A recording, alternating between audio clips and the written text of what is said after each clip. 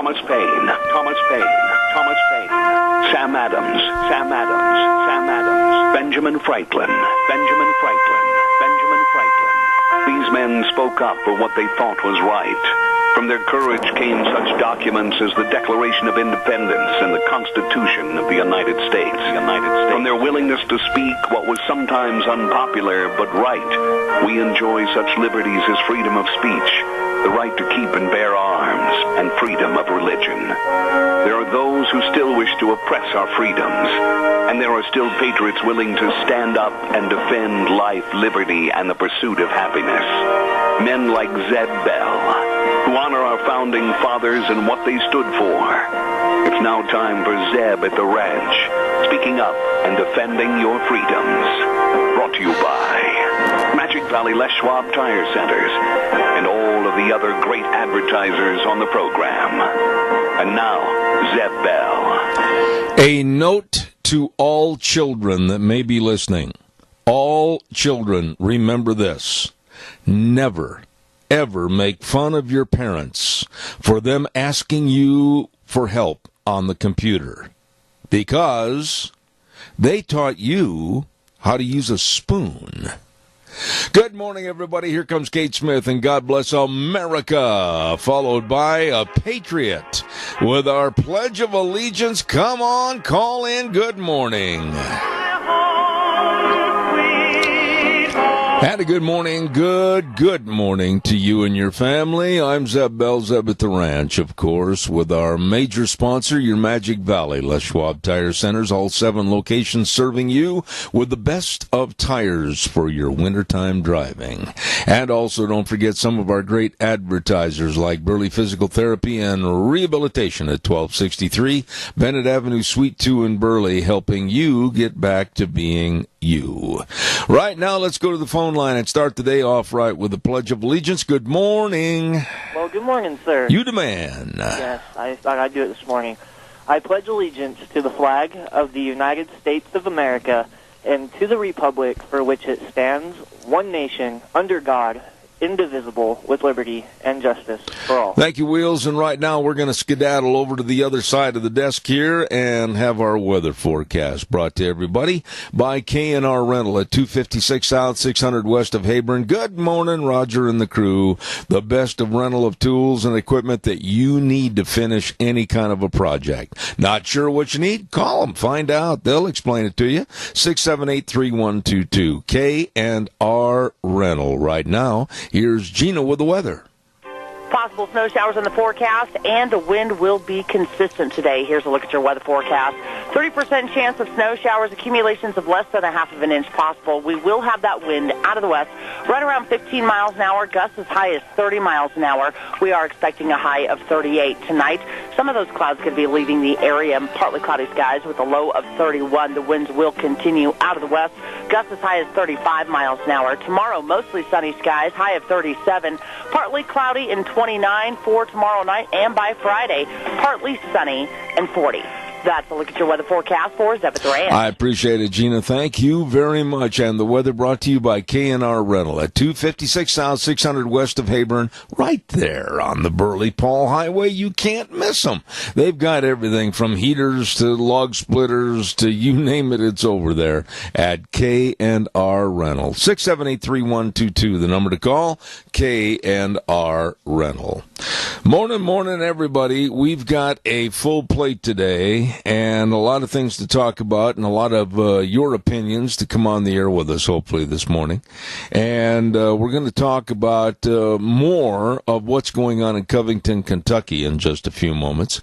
So stand by for that. But first and foremost, I want to remind you that there is a business in Burley that has been there serving you, your family, and your business for over 6 decades. Wow, that is really, really impressive. Ramsey Heating and Electric at 2600 Overland Avenue in Burley. They open 7:30 to 5 Monday through Friday, and all your heating, cooling, and electrical needs right there. Absolutely. With highly trained individuals serving you. Ramsey Heating and Electric. Number to call, 678-0459. And believe me, it's true. They provide warm winters and cool summers at Ramsey Heating and Electric. Tomorrow's a big day. We are going to be over at Denny's restaurant at 11:30 in the morning for our monthly Zeb's Lunch Bunch. I am really, really looking forward to it, and I hope you all come and join us. We're going to have a lot of fun and give away a lot of door prizes and everything. We're going to have door prizes from Walmart and Smith's Foods, Hanson Mortuary, Stokes Groceries, Doug Martin, Denny's. It's a lot of fun. What do you have to pay? Nothing. Just buy the lunch. That's all you got to do.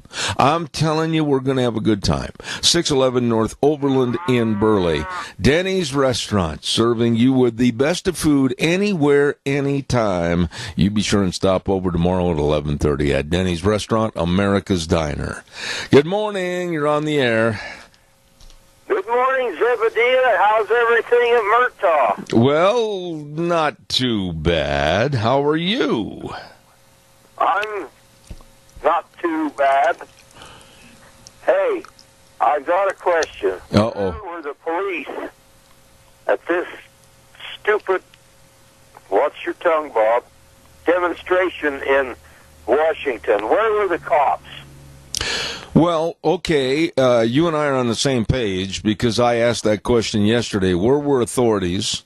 Where were adult chaperones? Where were anybody that was over the age of 21 to jump in and make sure that didn't escalate into a brawl from these black troublemakers representing a vile group of anarchists, and then, of course, the Indian tribes going up against kids? Going up against 14, 15, 16, 17-year-old kids that hadn't done a thing except waiting for a bus. This whole story just makes me sick, and it makes me fighting mad, and I'm going to talk about that at the beginning of this program this morning. Bob, it's outrageous. There had to be police officers around because we're talking about the Lincoln Memorial and other places. There had to be help and assistance there by adults. Where in the dickens were they? Yeah. Well, those cops must have been at the same place where our Idaho congressmen and the senators and what the hell ever else they are. They all must have been at the same party doing nothing. Bob, I got to ask you something, and I know that you call a lot of times and you try to paint me into a corner humorously, and I respect that. I have a good time with it. But I'm not humorous at all about this situation. I have been asking these guys to come on this program and share with their constituents for a long 5 months. They've ignored me. 5 months, and I'm fed up with them. Well, you're not the only one that's fed up with them. There's two of us that are really fed up with them.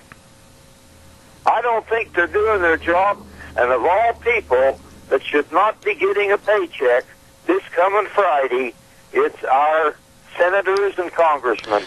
And a couple in particular. Bob, I always appreciate your calls. Thank you. Thank you very much, and God bless you. Have a good day. Hey, have a good day, and I want your pick for the Super Bowl later next week. I tell you what, Bob. I don't like either team. I really don't like either team, and I absolutely don't like one team in particular because of their quarterback. I think is absolutely a prima donna, even though he is good. And if that gives you any indication as to which way I'm going to go, so be it. Call me next week. See you, Zebber. All right, buddy. Don't forget Burley Physical Therapy and Rehabilitation with our dear friend Nick Greenwell and all of the physical therapists. These people really know all the exercises, and they know what's applicable to you and how they will help you, along with the use of the hydrotherapy pool, the only one of its kind in this area. I mean, when you want to get better, you want to feel better, you want to get back to being yourself, go to the best. Burley Physical Therapy and Rehabilitation at 1263 Bennett Avenue, Suite 2 in Burley. Number to call, 678-1191. Absolutely. They can help you get back to being you. Burley Physical Therapy and Rehabilitation. In my opinion, this is finally some really, really good news.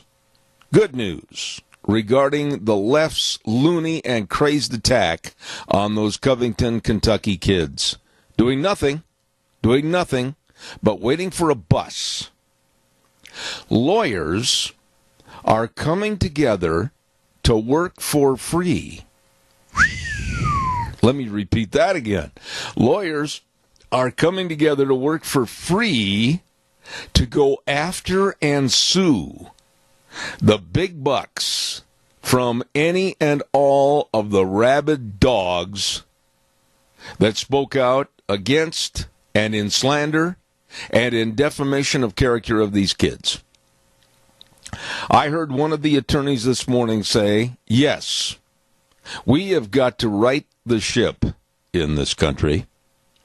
These kids did nothing wrong. As a matter of fact, the more I look at that one young man, I believe his name was Sandman, that how he stood there so stoically and took the verbal abuse along with his other classmates, but especially with that Indian beating a tom-tom right under his chin. How many of us honestly could have stood there and taken that and had nothing, did nothing or said nothing to cause this kind of reaction against them? I can honestly say I wouldn't have taken it.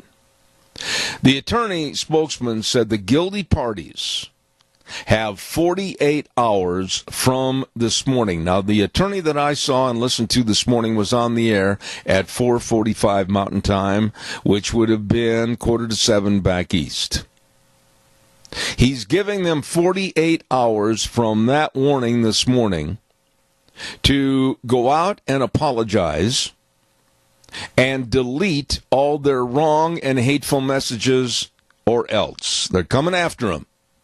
Matt Dillon and the rest of the crew from Dodge City are going to go after him. And I hope they do. These kids are good kids, receiving a very well-rounded education. I will say this, my own personal opinion.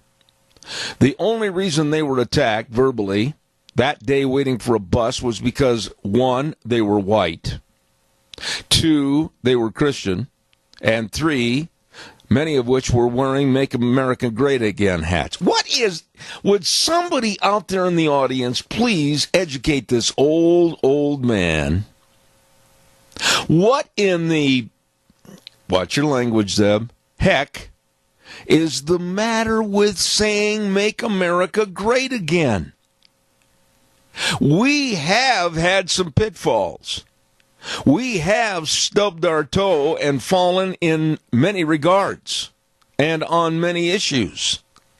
But what is wrong with saying Make America Great Again? Is it any different, really think about this and give me a call, than what I say at the end of the program that is the way things were or the way things ought to be, in reference to a lot of our values and our morals and the way we were brought up and the way our families should be? What in the world is the difference? Let's make America great again. And these kids were attacked verbally, and it could have escalated into something worse. And for these Hollywood dimwits, and most of them have inferior educations, and they're attaining star status because some nincompoop tells them where to stand, what to say, how to do the lines, etc., and then all of a sudden they're absolutely professors of humanology. And these producers and politicians and people on the left damning and condemning these kids. And then the truth comes out, and the big 4-letter word, oops. Calls welcome, 436-2244, 1-866-927-4587. Come on, give me a call. Want to remind you about Ark Animal Hospital.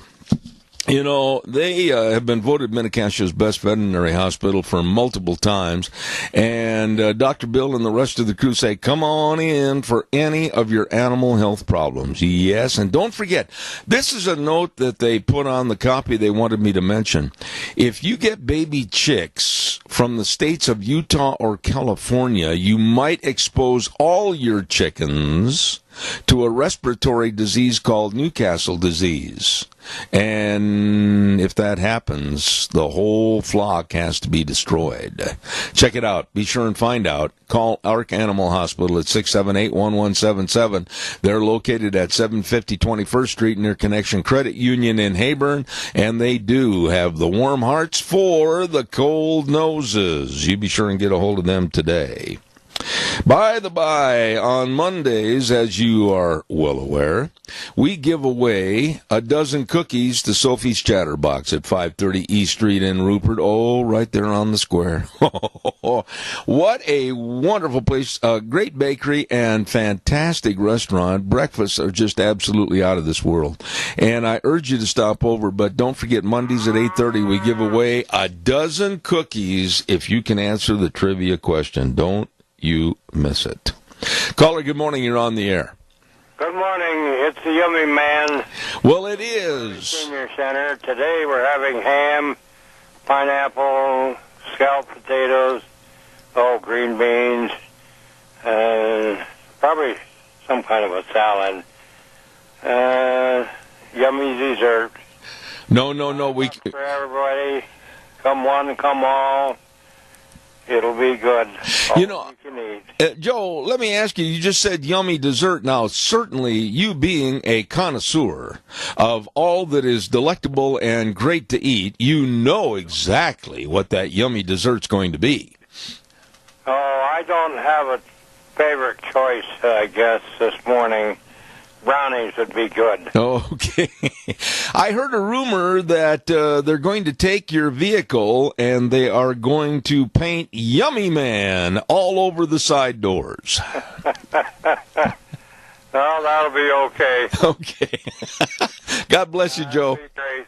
All right, buddy. Take care. Thank you. At the Senior Junction, Okay, bye. You bet. Senior Junction on Overland, and great menu choices at the Senior Center. Don't forget that. You know, what do you think about this? How would you, as a parent, respond if this was your boy?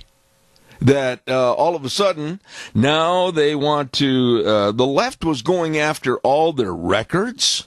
They were going after all their addresses. They were sending death threats and bomb threats. I mean, this is really serious stuff. And all for naught because it was nothing more than a stupid left-loon liberal mistake. The news media absolutely messed it up. And I don't know if it was really just a mess up. I think a lot of it was intentional as another nail they want to throw at the coffin of Donald Trump. Caller, good morning. You're on the air. Yes, good morning, Zeb. That guy that beat the drum there, you should appreciate the fact that these kids are wearing Great America, Make America Great hats again, because he was probably on welfare, and because America is being made great again, he's free to go out there and do what he wants and make all this problem. He's got a pocket full of welfare money, gives him a lot of money to go out there and cause problems for people. Yeah. They are finding out more and more about this man that was beating the tom-tom in the face of the student, and they're finding out that he's done things before that have put him in the law's eyes, and they're also finding out that many of things he said he has done or been a part of are lies. And it all the more solidifies the fact that these kids, I think, were set up, absolutely set up, and I'm very bitter. And I ask you the same question. What would you do if you were the parent of one of those boys? How would you react? Well, I would have been out in front of that school. That school would not close. Yeah. Those kids would have been protected, even if I had to go out there with a baseball bat. You know, I'm glad to hear that comment be made, because I think the parents should have banded together and said, no, our students will continue their education. We will not put our tail between our legs. We are not going to be cowed by liberal loons that absolutely have the common sense of a bicycle spoke, and we're going to go ahead and have our school. And I, like you, would have been there as a parent and said, how I dare anybody to come onto this school property. You know, this whole thing that's going on to discourage Donald Trump is a planned move to kill this man off with stress. And that's why everything is stalled. Every day they want to put Donald Trump under more stress, hoping he'll have a heart attack and die. Basically, that's exactly what it is. I can't argue your point or position on that because I have a lot of agreement with it, and especially when the despicable Joy Behar was asked about this, and she said, well, honestly, the answer's obvious. We want to get Donald Trump out of office, and they don't care what kind of means or methods that they employ. If it means going after school children and threatening them to kill them and burn, really, Tony, kids... The left, these loons, they're absolutely threatening to kill and burn and run through wood chippers. Kids? This is despicable. Well, this is the stuff that's happening today. In my day, you got a couple of loonies like that in the neighborhood, they'd be gone in a minute. Yeah, there would be... Put up with this crap. I agree with you, and I can think of an instance back when I was growing up where that happened, and it was really funny how some of the neighborhood, if you will, gave a personality adjustment to a person that was causing trouble. I think I'll leave it at that. You're right. Okay. I'm with you on that. Get my drift. Thank you very much. You're welcome. All right, Tony. God bless. Caller, I'll be right there. Stand by. Don't forget Dino's Septic Service. Oh, do they do a job for you. Recently have expanded their business and better to serve you. And they do the jobs that we don't want to do. No. You don't want to be out there pumping a septic tank. You don't want to be out there taking charge of liquid waste removal. Oh, no. I tell you what, they sewer and sink drain lines clean, septic inspections, and backhoe service. They do it all. Do it all with a smile on their face. Great service to you. Call 436-6526 or Burley 678-1638. Absolutely the best. Dino's Septic Service with the big truck that says smells cargo on the way. Caller, good morning. You're on the air. Good morning. How are you? I'm good. What can I do for you? Well, I was just dropping my daughter off at school, and I was listening to you, and you posed the question, what is wrong with saying "Make America Great Again"? And I just want to play devil's advocate here a little bit. And I just want to say that the problem with saying "Make America Great Again," the problem with that slogan is that I think that it implies that America's not great. And I think even you would agree with me that we live in the greatest country in the world. No, wait a minute. Sure, we have our issues, we have our problems, like any other country, and it's the implicity of the statement that, in my opinion, kind of makes it wrong. Because what's so bad about America that we need to make it great again? No, wait a minute. No, you kind of... When did it go from being great to bad that we need to revert back to great again? No, I don't think that, and I'm going to arbitrate with you a little bit. As you play devil's advocate, I'm going to play straightforward on the A-team here. Number one, America has been a great or the greatest country of all time in the world. But like I said earlier this morning, and perhaps you did not hear it, I said America has stubbed its toe on various administrations that have been in office and also stubbed its toe on various issues. I think America has allowed leaders, if you will call them that, to lead us down the wrong trail, whether it's militarily or whether it's economic or whatever the reason. We have had some pitfalls and pratfalls that need to come back, and we need to adjust the ship. Make America great again. Look at the last couple of decades with our economy down, jobs down, companies leaving this country to go elsewhere because of tax problems. The Obama administration basically chasing them away and saying, hey, don't bother coming back because our economy's not going to support you. All of those things are negative to the point where Make America Great Again, I think, is an open arm policy that says, come on back to the United States. We welcome you. Okay. I like that. I appreciate the positive civil discourse on that. I love your show. It's great. I listen to tidbits when I take my daughter every morning, and I love the show. And I just wanted to kind of just play devil's advocate a little bit there, just for the sake of good, positive civil discourse. I appreciate you taking my call. No, don't thank me. I thank you. You're a nice gentleman, and we had a good conversation, but now you're on the hook like a great big trout. You got to call in more often. You know what? I might just do that. I enjoy talking politics. All right, guy. Thank you very much, sir. You have a great day. God bless you, sir. Thank you very much. Nice man, and I enjoy that kind of a conversation. I really, really do. This country has done so much for me. I've said this, I don't know how many times on this program. I have been so blessed. Through all the health problems that I've had, the good Lord kept kind of towing me in the backside with his Tony Lama boot to go farther, do more, achieve more, try to do better, and I have. But on the other side of the coin, this country, the greatest country in the world, by me showing a little innovative desire to go out and achieve, it's come back to me tenfold. And when I see groups like Antifa and others that are going out damning and condemning, or the Democrats damning and condemning, I get really upset. This is the greatest country in the world, ever. And I really get upset when I hear people say, oh, well, personal achievement, you're just trying to be better than anybody else. Yeah, I am. I want to use the talent that God gave me to achieve and be the best I can be in the best country in the world. If that offends you, don't let the door hit you in the posterior on the way out. Caller, I'll be right with you. Stand by. I want to remind everybody about Barry Equipment and Rental, sales, service, and parts. Oh, my, these are good people serving you.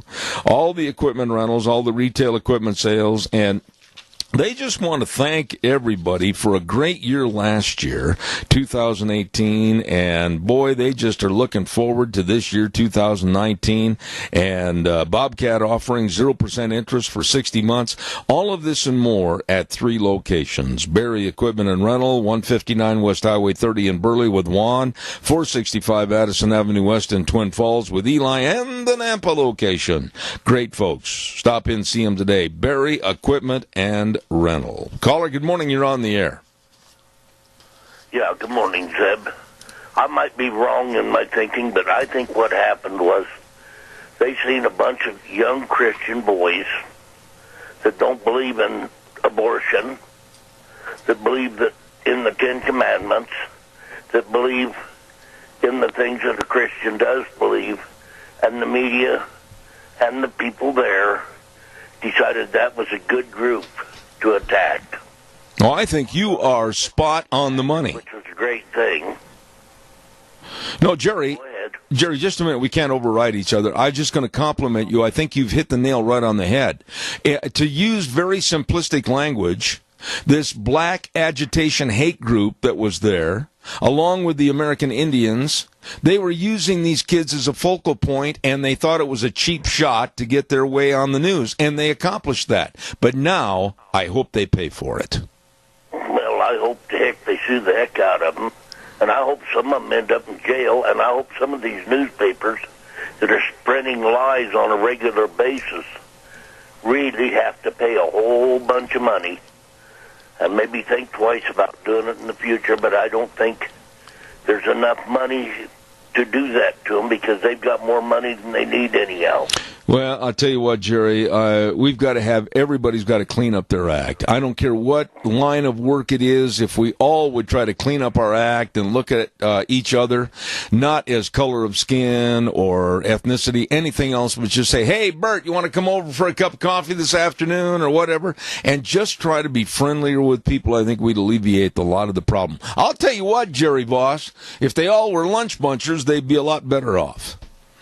I think so, too. And, you know, I think that we need to not only clean up our act, we need to do what is right for our fellow man. Amen. do unto others as you would have them do unto you. Absolutely. Jerry, it's always a treat to have you call in. Thank you very much. Yes, may the Lord bless you and your whole audience. Thank you, sir. I've got another question for you folks out there this morning. What in the world?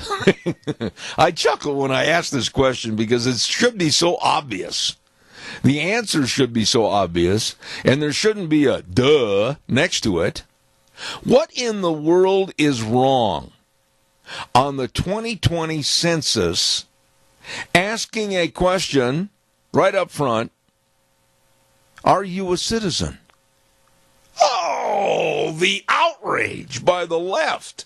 I mean, they're burning their hair and they're climbing walls and wanting to jump in the ocean and everything else. I mean, oh, you can't do that. How dare you ask these people if they're a citizen of the United States? Why not? It's a census. Why are the Dems so outraged over a question that absolutely should be asked? I'll stop there for a minute and calm down. Here's the caller. Good morning. Good morning, sir. And the answer to your question is, if they're not asked if they're a citizen, if they just so that they live in the United States, then they can have more representatives and more representation with the illegals being counted as U.S. citizens who our government represents U.S. citizens. It does not represent illegal aliens or people here on work visas. Bingo! And then I put the three-letter word behind it. Duh! I mean, come on! Well, first they're going to scream it's unconstitutional, and then they're going to scream an ism. Doug, I got to say this to you, and Wheels, we got a little feedback here, buddy. Ride the gan a little bit. I don't care. And I want to underline these words, and I want people at home and people that are going to get ready to text and hate me and everything. I don't care if an illegal alien's feelings are hurt. I really couldn't care less, and I'm not going to lose any sleep over it. If you are not a citizen of this country, and you have come here illegally, I don't care if a question on a census for us, the American citizens, on our census says, are you a citizen, and that offends you? I got to tell you something, Doug. I really don't care. Yeah, I kind of gathered that. But also it's for the people here on work visas. I mean, if you're here on a work visa and you get a census, you need to check on there that you are not a citizen because you're here legally, but yet you're not a citizen. Where does the left get off saying and complaining and wetting their diapers like little babies that asking the question is an infringement on people's right to privacy? These people are illegal aliens, my dear friend. First, before you're covered under the Constitution and the rights of the United States, first, you have to be a citizen of the United States to be covered under those deals. I mean, it is outrageous, and the reason they're doing it, and you know it, and I know it, is to get more representation so they can take over. That's right. And this slovenly approach to a very important issue, and the census is always a very important issue, but this slovenly approach to allow non-citizens to just sit there and, I don't have to answer that question. That's none of your business. Why, that's an infringement on my right to privacy. The hell it is. Exactly. And, you know, and back to those Covington high school kids, all of these Instagram accounts that spewed vile things at this young man that said this morning he had never heard or imagined such people could want to do such things to another human being. Oh, it was terrible. I have listened, and I have copies of the exact verbiage that was stated. Doug, and I mean this, there is no way on this program that you could ever put that verbiage on the air because of all the bleep outs, and of course people can fill in the blanks. But it was so detestable with what they were calling these kids and the statements that were made about these kids and everything. If that's where America is today on the left, Every one of these people on the left should absolutely be put in a cave and a rock put in front of it. Exactly. And the point I'm going to make here is all of these Twitter accounts that spewed that stuff out are still up and operational. Yeah. And Twitter is supposed to go after hate speech. Well, when you threaten or say they should be locked into a building and burned down, or sexually abused by such and such, or a Hollywood producer making a news clip showing a bloody stump going through a wood chipper, come on. Exactly. And on the other hand, Twitter locked Franklin Graham's account. Yeah. And you know Franklin Graham would not spew anything hatred about anybody. He spewed truth and fact. And they locked his account for a long time. Yep.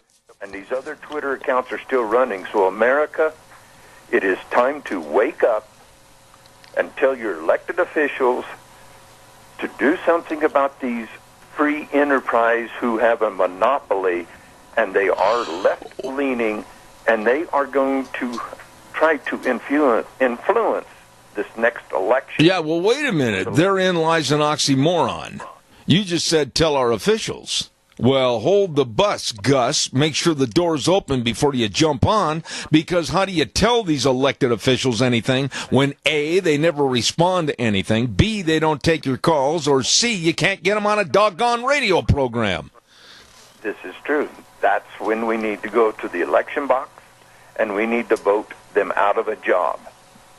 Once they get elected, they think they have that job for life because all they got to do is show up just for elections, spew a few lies, and help a few people, cronies, little crony capitalism going on, and voila, we're back in. I might bring you up to date on Congressman Simpson.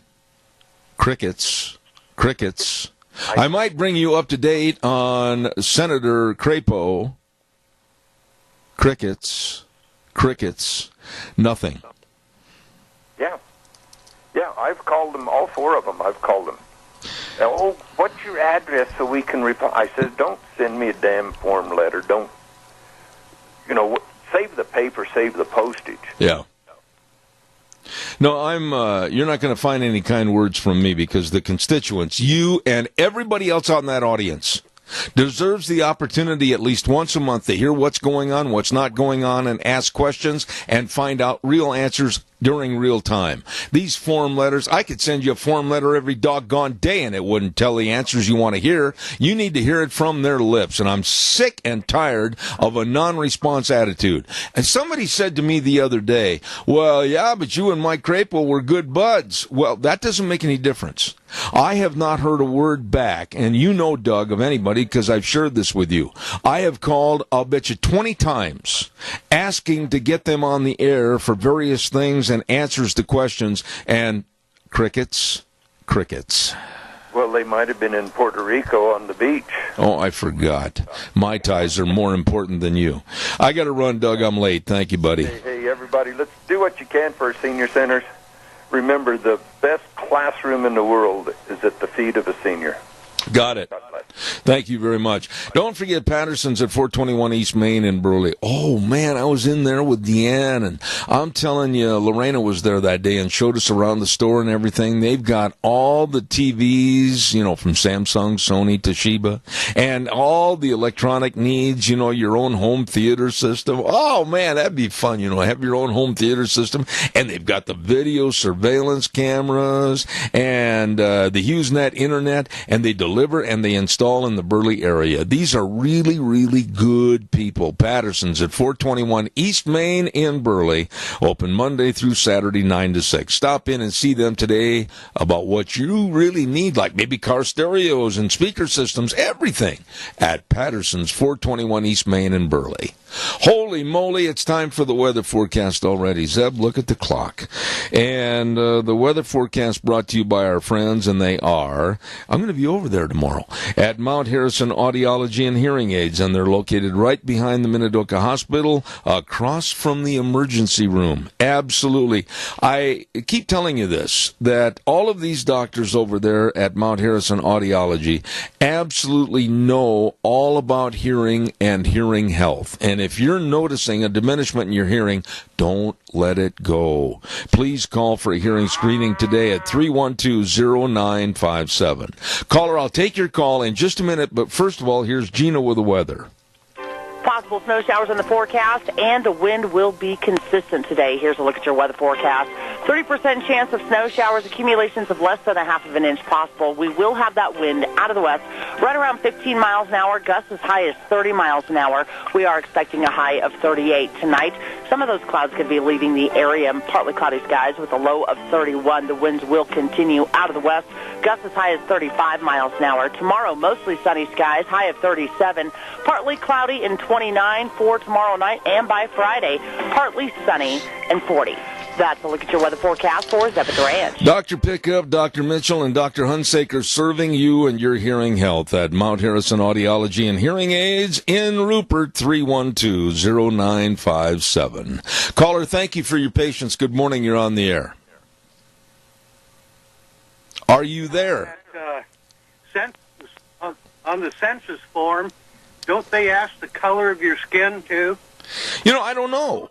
I really can't answer that question because I don't have a copy of it in front of me. I'm going to rely on you. Have you read that question on the form? It's usually on every government form what color your skin is.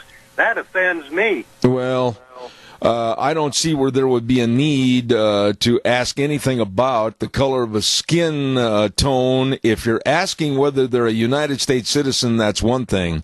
And if they are, what difference does it make what skin coloration you have?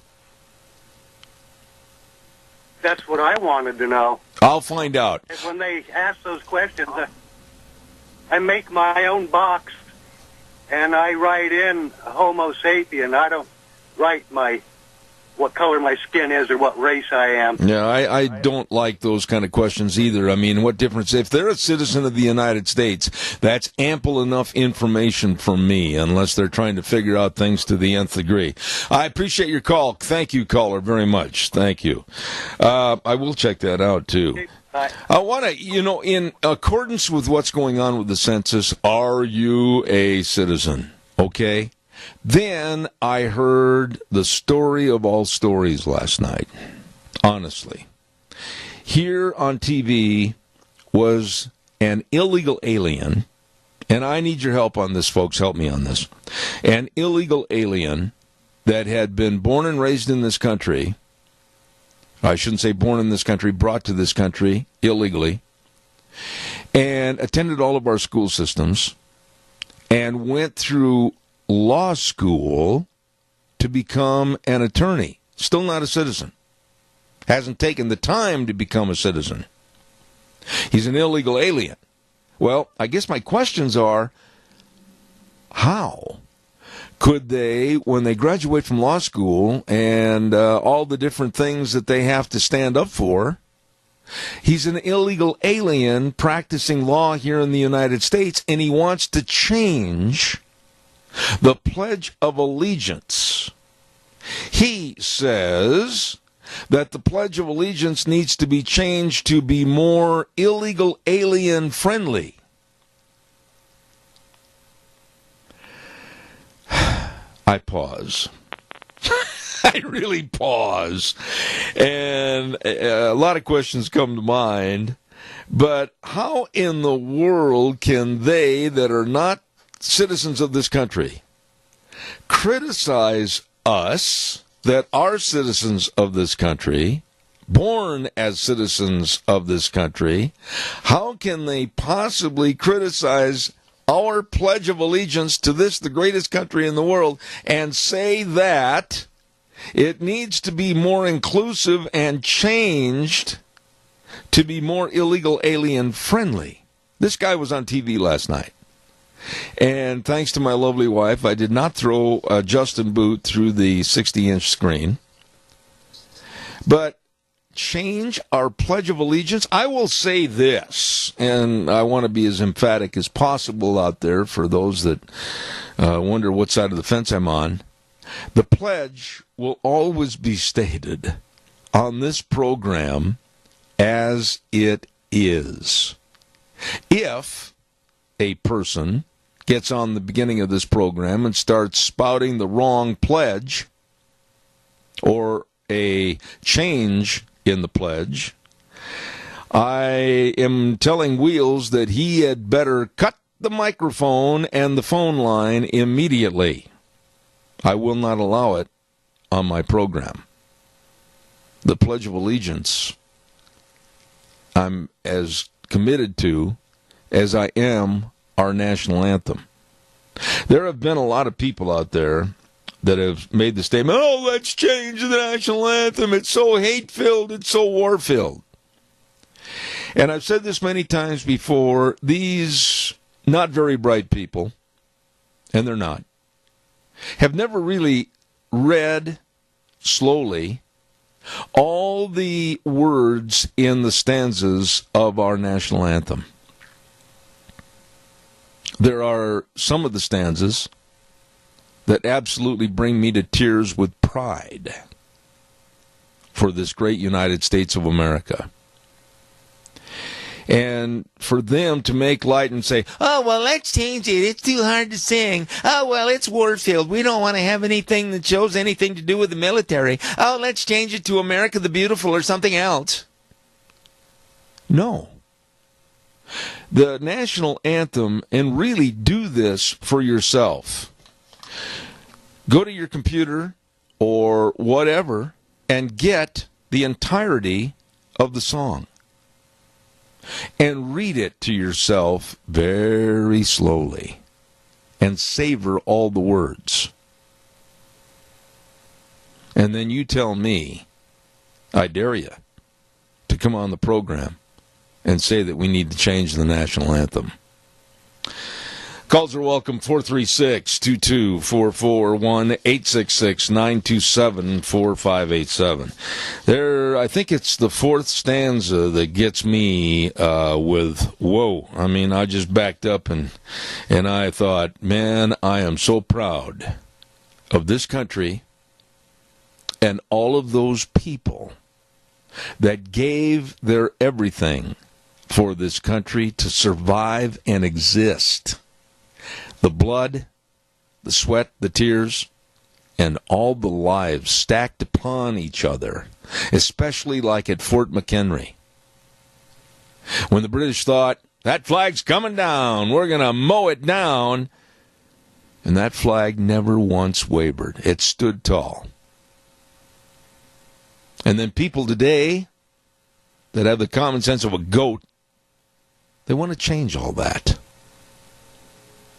No.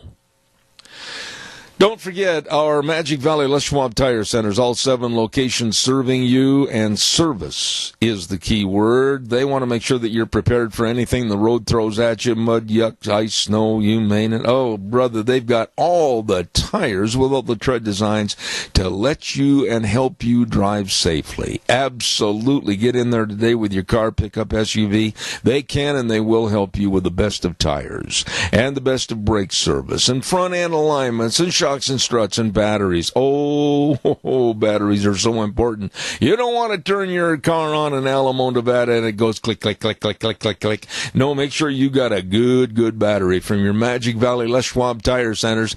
Lane and Rupert, Dave on Blue Lakes and Twin, Mike and Buell, Mike and Jerome, the Twist family and Paul, Daniel on Poline in Twin Falls, and Randy, my old buddy, on Overland in Burley. They're the best. Your Magic Valley Les Schwab Tire Centers. Okay, I appreciate all your calls and comments. That one gentleman that called in this morning, I really appreciate his, and I hope he calls back more often. Coming up this next hour, we are going to have Mr. Dave Bigo, and boy, have we got a litany of things to talk to him about. Then one of my favorite guests at 9:30, Dan Perkins from Florida, is going to be on the program. At 10:06 this morning, Megan Barth had to leave early on a rescheduled flight out of Las Vegas, and she's not going to be on the air, so we're going to fill it with a bunch of stories.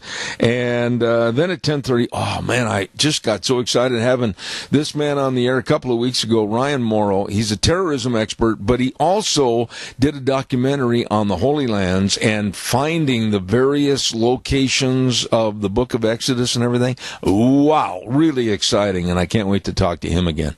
All of that coming up this morning on Zeb at the Ranch, and right now, we're going to send it back over to our old buddy Wheels in a moment. As quickly as I say, tomorrow's lunch bunch at 11:30 at Denny's. Don't forget to be there. Thanks to our door prize sponsors, Walmart, Smith's Foods, Hanson Mortuary, Stokes Grocery, Doug Martin, and Denny's. We'll see you at 11:30 tomorrow morning at America's Diner, and that's Denny's. Now the news.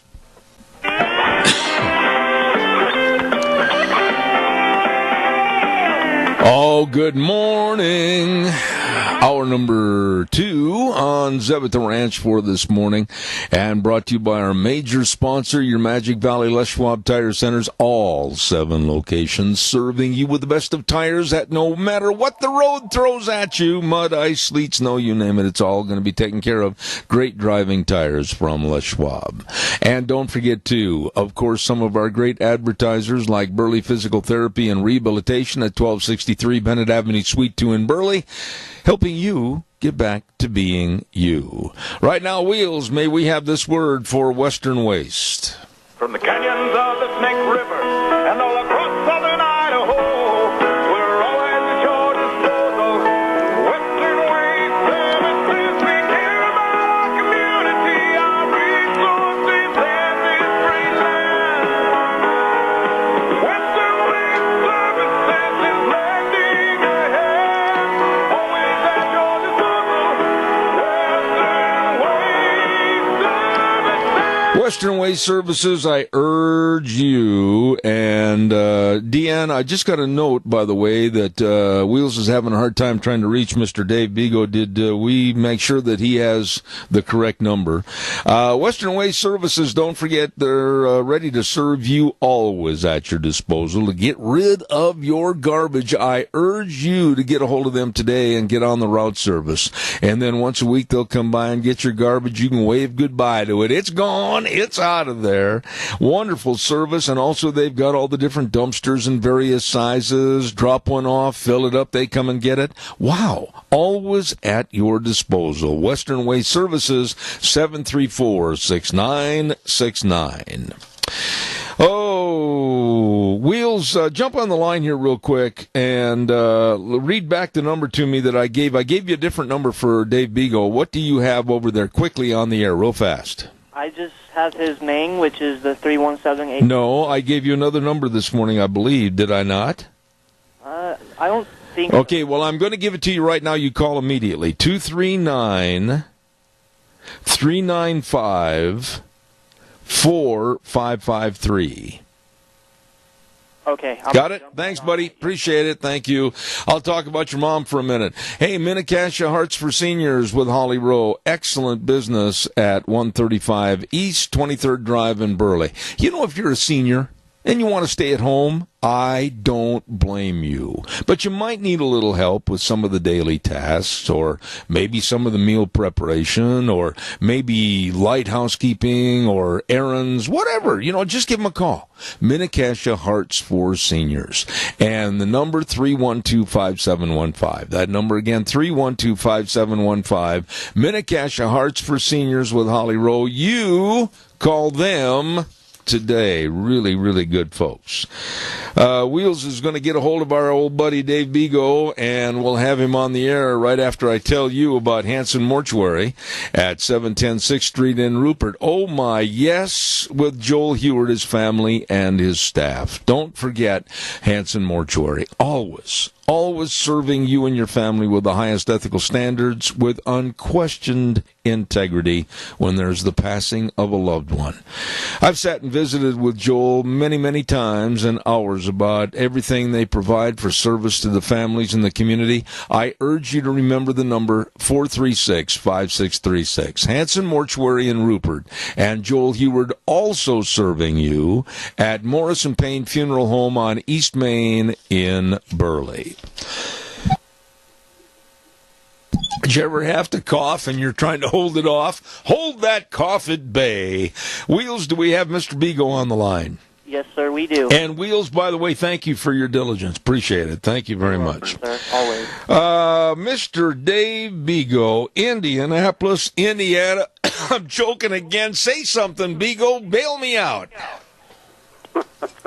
Well, I'm glad you found me and glad to be on the show. And why do you call him Wheels?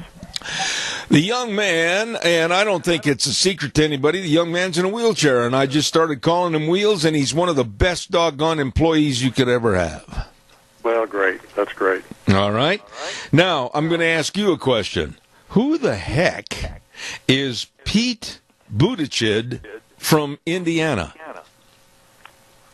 I don't know. That doesn't sound like a familiar name. Why? Well, you should be reading your newspaper because this Pete Buttigieg, and I'm not sure what city he's the mayor of back there in Indiana, but he said he's forming a study group to become the president. No, I haven't heard that one yet. And I get all kinds of updates all the time.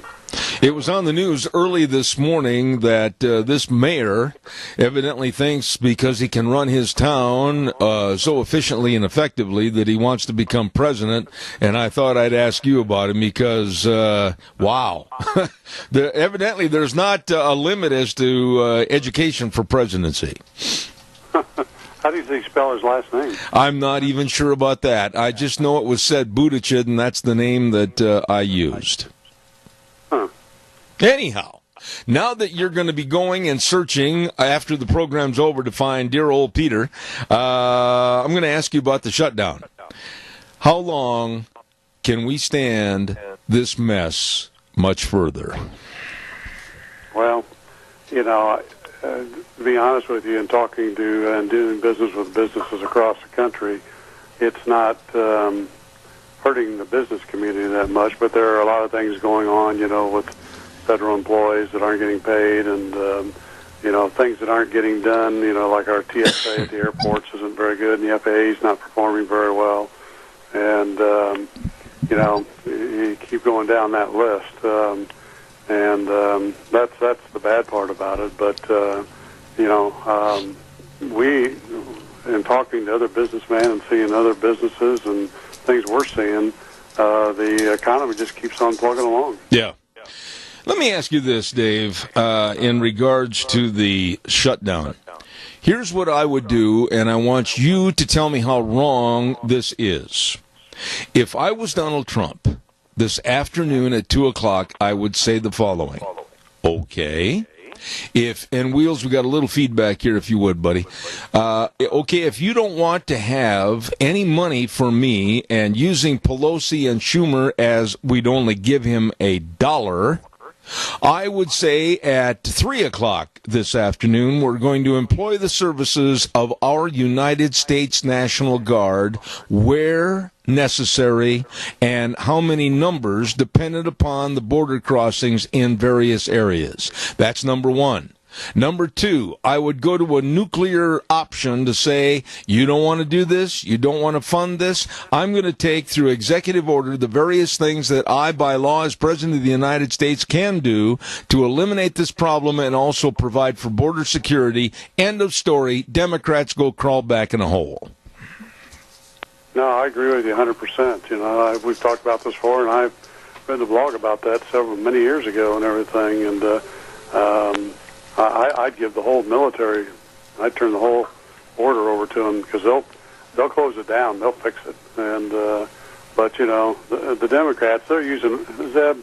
This is going back to the same thing that the SEIU used against us And it's all about this social justice stuff. Well, these people are coming up, and we got to give them a chance because they live in, poverty in another country and all this kind of stuff. And then, if you watch TV last night, this gal from New York, Ocasio-Cortez, she's saying, we need 70% taxes on billionaires and other people, business people that make money, and we need to give people everything and all that kind of stuff. And being out of New York, it just makes me wonder how much the SEIU and some of these other big unions are behind this stuff going on, because they want to bring down this president and take over the country. Okay, let's break this down a little bit. I don't know what you earn. I don't care. It's none of my business. You don't know what I make. None of your business.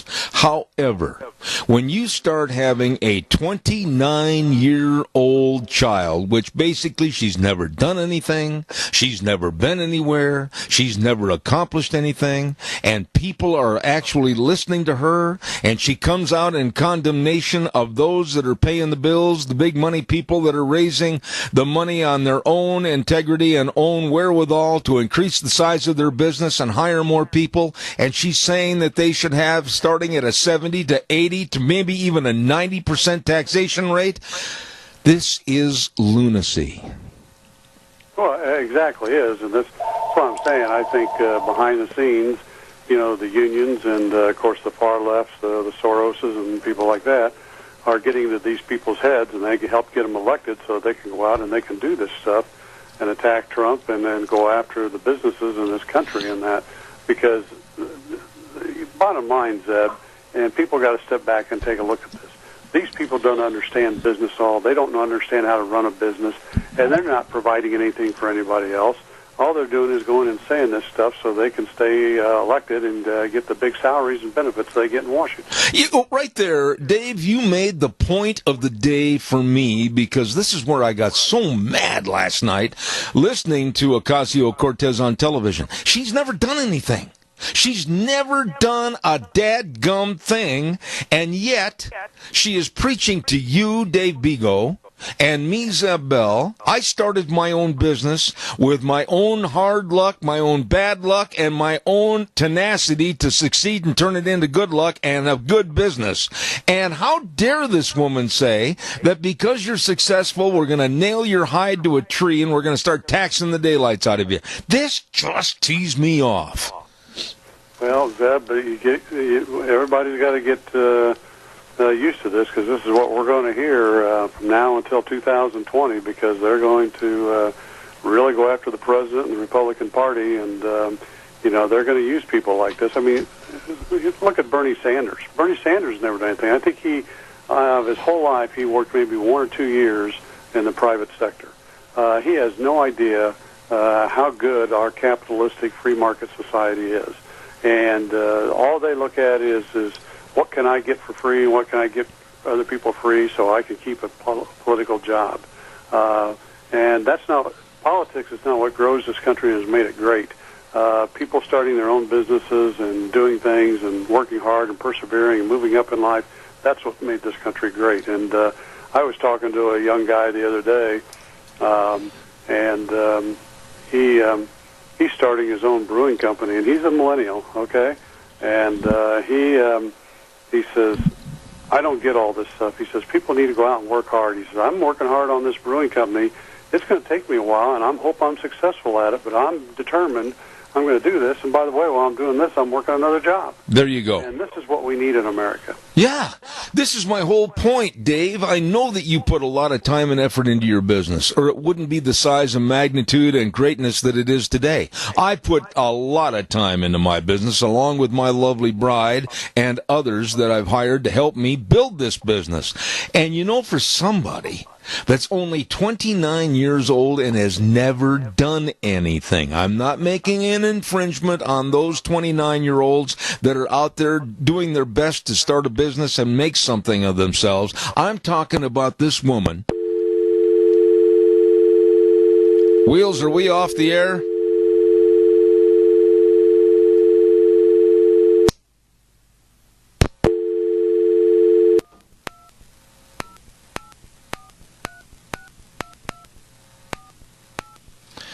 We went off. I don't know what happened. I'll put you real... Get it on right away. Oh, we got cut off. The liberal gremlins in the audience must not have liked what I was saying, and we got cut off somehow, and I apologize to my guest, Dave Beagle, for that. But I was starting to tell him that here's a woman that has never done anything, and she's telling Mr. Businessman of America, I don't care how many people you employ, I don't care how many states your business has expanded to make other people have an opportunity to grow and prosper, we're going to tax you into oblivion.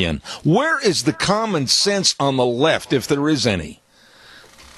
It is. They don't have common sense, and they don't care, Zeb.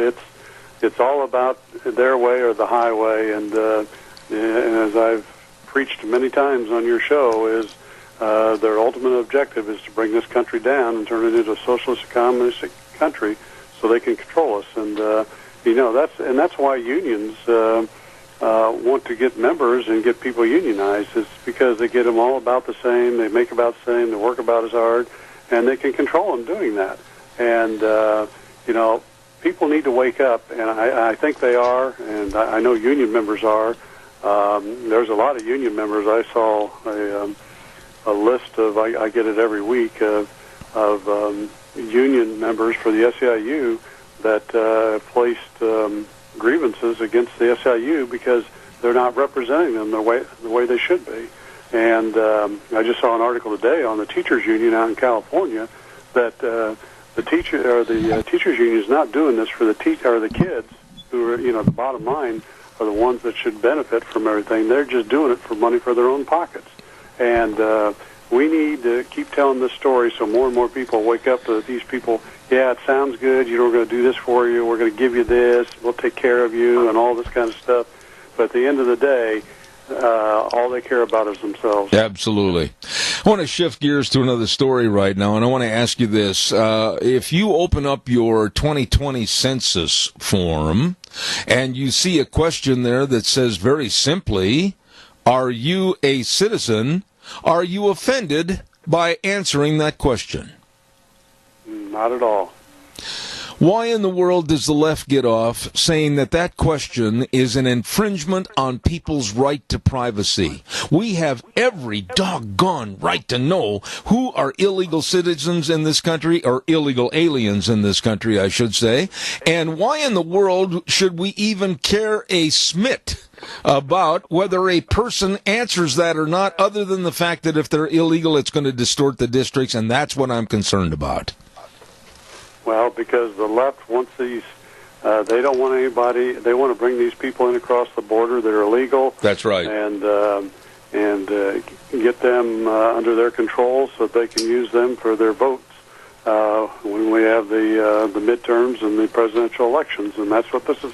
And just local and state elections, too. Yeah. This is all about them keeping themselves in power.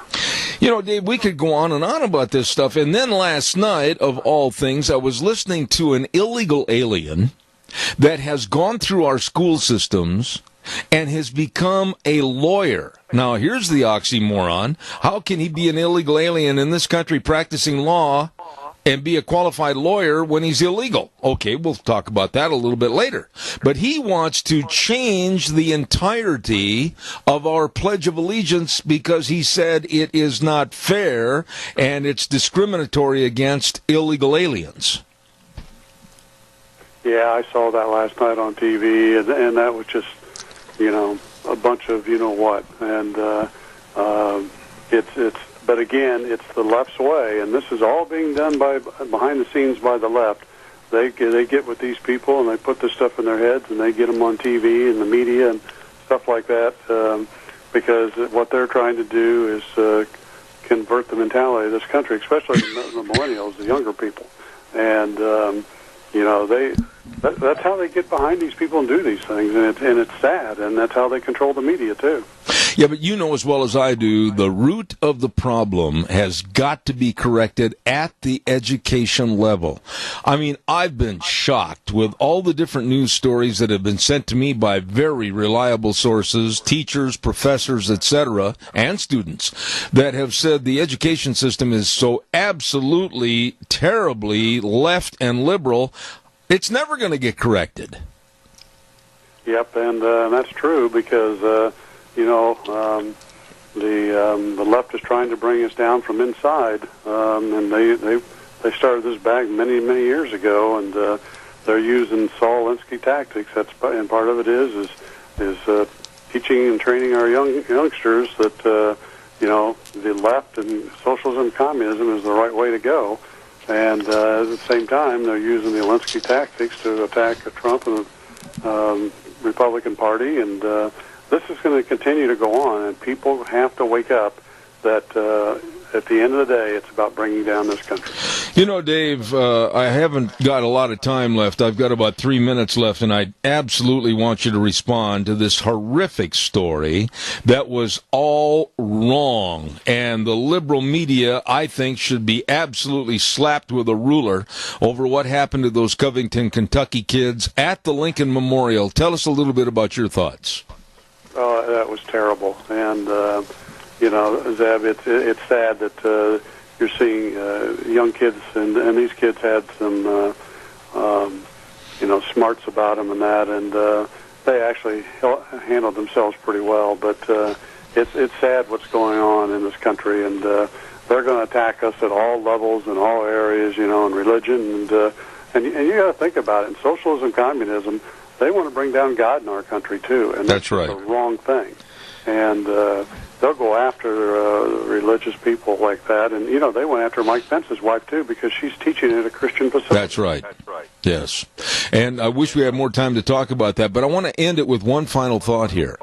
If you, Dave Bigo, and myself, Zeb Bell, had been that young man, Mr. Sandman, that stood there and let that Indian tribal leader come up and beat a tom-tom in his face, and then have all the epitaphs and the names and the calling and everything from this other black group, how long would you have taken that, Mr. Bigo?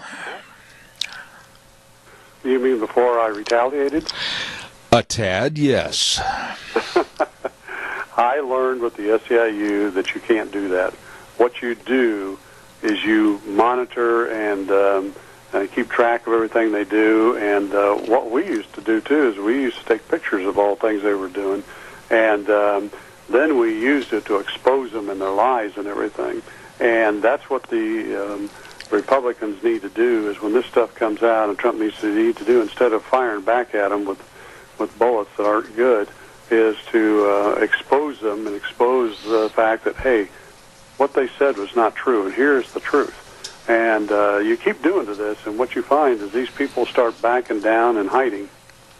Yeah, but the kids were an easy target by that black militant group and also the Indians. They were an easy target because, A, they were white, B, they were Christian, and C, they had been there wearing Make America Great Again caps. And I find it despicable that these groups would go after teenagers 14, 15, and 16 years old.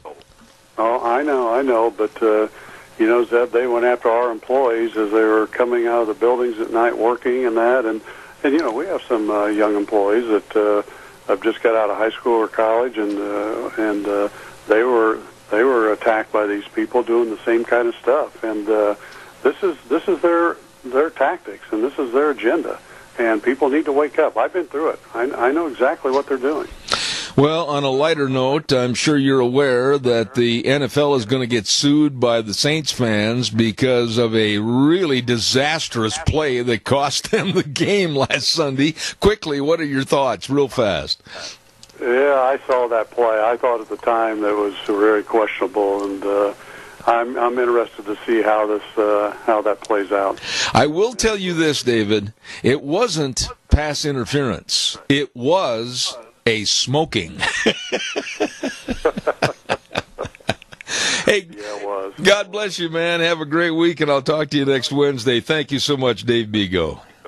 Same to you. Thanks, Zeb. All right. Thank you kindly. Great guy. Author of the books, The Devil at Our Doorstep, The Devil at My Doorstep, and great businessman and political analyst Dave Beagle. Hey, don't forget what's going on at Lee's Furniture, Floors, and more. I had a chance to visit with Jeff Bronson yesterday, as a matter of fact, and they've got so many good things going on where you can carpet your entire home, and you can have 3 different prices. Listen to this. Standard carpet, $69 a month. Better carpet, $89 a month. And the Primo Premium carpet, $99 a month.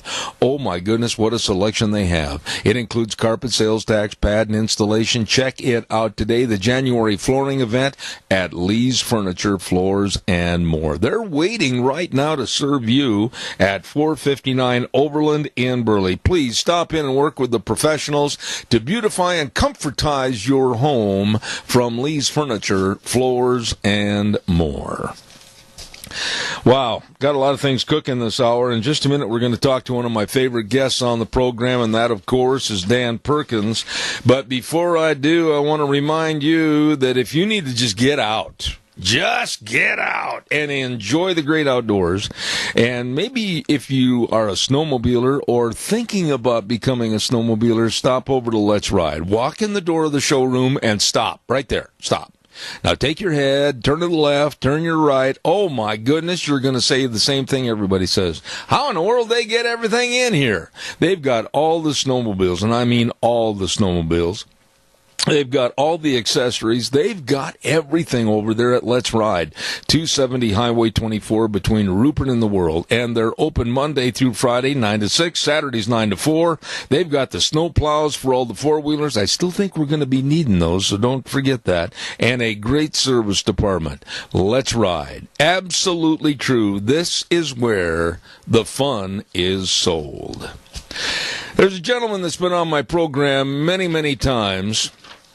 And I just think the world of him as a political analyst.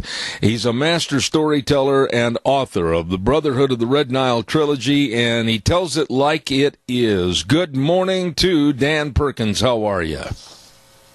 I'm fine, thank you. And how are you, sir? Well, enjoying the new year, but not enjoying the political scenery with the absolute destitute of any common sense Democrats literally trying to stop and stymie our government. Take it from there. Well, I think I totally agree with you. The Democrats, I know this is going to sound awful to say it this way, but I don't think the Democrats understand what they're doing. And it's a great parallel, Zeb. We have the elites in England trying to get rid of the Brexit vote out of the UK, the UK out of the European Union, and they're trying very, very hard to override what the people want to do, and so we have all of these challenges, and then we come to the United States and we have a president who is trying to secure the border, trying to stop the illicit drugs coming in that are killing more people than automobile accidents do on the highways in a year. And he's trying to keep the thugs and the bad guys from coming in. And the Democrats don't want any part of it. They basically are saying by their actions, we want the drugs to continue, we want the bad guys to come across, and we want to get rid of ICE, and we want to get border control and customs. And when you do that, you find it hard to believe that they're going to have any way in which they, the Democrats, are going to be able to secure the border. So they're clearly two different camps. And when I was using the example of Brexit, the American people, most recent poll, 75% of the eligible voters indicated that they want the border secure. And so the whole thing here is that Nancy Pelosi wants the Democrats to control the government. And so she's doing this, she's taking this stance in hopes that she can get a capitulation on Donald Trump and owns him for the rest of his term, or at least the first term. I don't think that Donald Trump is going to do that. I don't think he's going to capitulate. The Senate's voting today or tomorrow on the proposal the president put out last weekend. It's not expected to pass, but at least the president continues. So the Democrats have decided that they want to be on the side of the illegals, the drug dealers, and the criminals coming into the United States with no restrictions. And the Republicans are saying, no, we have to secure our border. It really comes down to those two simple issues. And if you're a Democrat and you support the Democratic position, then you're really in a position where you're saying, I want the drugs to come in, I want the bad guys to come in, I don't want no border, and I think that's a losing proposition longer term for the Democrats. I said last hour, and I'm going to stand behind my statement, that if I were President Trump, I would do this today. And now you can criticize me, Dan, please. At 2 o'clock this afternoon, I would get on television on any network that would break in and carry my speech, and I would say the following. If the Democrats by Friday morning don't solve the shutdown project and they come back to me with some kind of a negotiation that we can both work with, here's what I'm going to do. I am going to send the United States military en masse, our National Guard, whatever, down to the military to make sure that our border is secure and there will be no more crossing by illegal aliens, drug traffickers, whatever. That's one thing. Then I'm going to go to every single department, whether it's the Department of Defense or whatever, and find any and all monies that are available, and I will take the resources on executive order and I will control this situation. I'm done playing mamby-pamby with the Democrats. This is what's going to happen. I wouldn't disagree with that at all. I think that that it's clear that the American people, the electorate, not the Democratic leaders, but the electorate, wants a secure border. And they just are not going to vote in favor of allowing the illegal drugs come across the southern border that's killing our children and people. They don't want the bad guys to come across. And the Democrats, this is the problem, Zeb. The Democrats haven't given anything of substance for the American people to compare with what the president wants to do. That's right. They simply say no to the money for the president's wall. And I hope that Mr. Trump continues to stand firm, saying that he wants to provide protection for the American people. I think if he capitulates and takes a settlement without any money for the wall or any wall being built, I think the Democrats will parade in the streets how they have defeated Donald Trump, and they are in control of the government, and that would be true. I totally agree with everything you said, and I forgot to put one more caveat on what I mentioned a moment ago. Dan, I would also, if I were President Trump, include the following. And to you, Speaker Pelosi, in regards to the State of the Union message that I owe to the American public to report on what's happening with the state of our union, I will give it next week. I will give it in my office. I will give it anywhere where it can be appreciated by the American public. I don't need you. I think that's it's interesting. I think you make a great point. Chris Matthews, the liberal commentator for MSNBC, said of the move of the president to take away Nancy's private aircraft for her boondoggle to Afghanistan, said that the president basically outsmarted and embarrassed the Democrats last week. So I just think that there is a strange thing going on, and if we have a moment, I just want to. It's in line with what we're talking about. It's just a little bit off topic, but not much. Do you find it unusual that on the first day of the new Congress, we got legislation proposed by the House to impeach the president? We got legislation to take the tax rate, the individual tax rate, to 72% and the corporate tax rate to 33%. and other things, and yet nothing has happened. There hasn't been a hearing. There hasn't been a call for a hearing. What's going on? Why have the Democrats become so quiet? And that's a really important issue, because the longer they go without doing anything, first of all, they're going to run out of time, because they've only got less than 2 years before the next election cycle.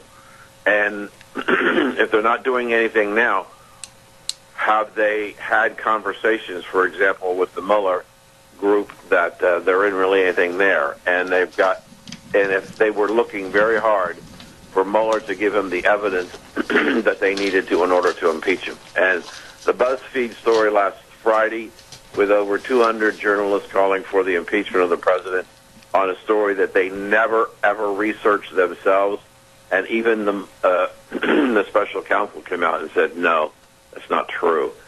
So the mainstream media, I saw a clip last night with Joy Behar on The View, and she talked about the BuzzFeed situation, and she said, I think that there are many, many journalists who wake up every morning hoping to find a way to get rid of President Trump, and as such, they no longer seek the truth.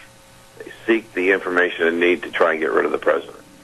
And it's their passion. They're obsessed with it. And I agree with her. The mainstream media has lost its responsibility as the fourth state when the framers set up this country, when they drafted the government. And they didn't make the media part of the government, but they made it the fourth estate to observe and comment on what the government does. You can also be inclusive, and it's no stretch. I mean, you can add this into the storyline that we're reaching here this morning.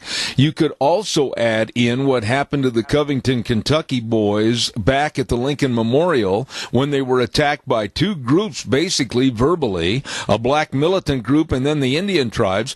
And these kids were attacked primarily, and this is again going back to Joy Behar, and she's as liberal as they come, and she said they will utilize any method to go after Donald Trump. These kids were white, they were Christian, they were wearing Make America Great Again hats, and they were an easy target. Yeah, and I heard somebody say last night, I can't remember who it was, but they said it wasn't the fact that they were Catholic, they were from a Catholic school. It was none of that. It was the fact that they had on their heads the mega red hat, which is a symbol of what Donald Trump wants to do, and therefore, because they wore the hat, they were attacked for the symbol that they were wearing, right? Not for who they really were. Absolutely. And so, does that mean that Boston Red Sox fans get a chance to attack New York Yankee fans because they don't wear a Boston Red Sox hat? Hat is an inanimate object. It's like a piece I just wrote on Pelosi. She talks about the wall being immoral. The wall is an inanimate object as much as Mount Rushmore or any stone. It doesn't have a moral conscience. It doesn't make moral decisions. What she's really saying is that the people who support the wall are immoral, and we haven't woken up to that point yet. But I continue to talk about it. It's not the wall that's immoral. She's saying it's the people who are immoral. She's saying that anybody who supports the wall is immoral, and I take great. I'm really angry that she's trying to decide for me what is my morality. Absolutely. I've got to ask you this question, Dan, because I really respect your ability as a political analyst. But please tell me, an old cowboy in Idaho, how a 29-year-old child, a young girl, wet behind the ears, that has never done anything, never accomplished anything, never really been a part of a business or anything else, how this person by name, Alexandria Ocasio-Cortez, can literally grab the Democratic Party by the nose and lead them and start saying things like the world's going to end in 12 years, like she's God, and then also say we need to tax the rich and the wealthy 70, 80, or even 90%. And the Democrats are following her. How? That's a really, really good question. And it's mob mentality. What that's saying, I believe, first of all, I know this is going to sound diminishing what she's saying, but in reality, remember, that's what the news media is saying. That's what the news media is saying. That's the narrative. That isn't necessarily true of American people. Now, I saw a Rasmussen poll earlier in the week that said that 74% of Democrats would like to see her as president. Oh, my. And what you're seeing there is the reaction, I think, that the reaction to the Democratic response to President Trump when he talked about the wall. And if you remember that scene, it was absolutely nightmarish. Nancy Pelosi looked like she was a deer frozen in the headlights. She had no passion. She had no energy, no enthusiasm for what she was saying. She was awkward in trying to introduce the minority leader of the Senate. Chuck Schumer looked like he should have been an 18th century undertaker who was so somber. And because they had tried to anticipate what the president was going to say and they got it wrong, their comments were inappropriate and did not reflect a response to what the president said. What happened was, and I wrote about this, if we look at what's going on a night when they wanted to establish the position of the Democratic Party, with all these new, young, aggressive, attractive young people in the Democratic Party who came in with a new Congress, what did the Democrats fall back on? Two old, decrepit white people to try and make their case. And they didn't do a very good job. So to get to the point of the story is that Cortez represents new, young, and vibrant. Pelosi and Schumer represent the old past. And so the reason why the media is pressing and pushing her is because they know that the Democrats, the rank and file, are very disappointed with Schumer and Pelosi in the way they're conducting themselves. And so they're looking for new leadership. But it is the press that's trying to make the star. It's the press that's trying to give her the opportunity. And when you're right when she said the world's going to end in 12 years if we don't do something about global warming, which is, again, sensationalism. The press is running with it. They're giving her all the time she wants, whatever she wants. But she hasn't done anything yet. And until she does something, she doesn't have a track record. As long as she doesn't have a track record, she's hard to criticize. I just think that the Democrats, what you're seeing is the Democrats are basically floundering. And we're going to have, the latest count I've heard, Zeb, is 30 candidates for the nomination for the Democratic Party. Wow. And if you look at those people that have announced so far, including Kamala Harris, who announced over the weekend, have they said anything of substance? No. Not one thing. Kamala Harris didn't say anything of substance.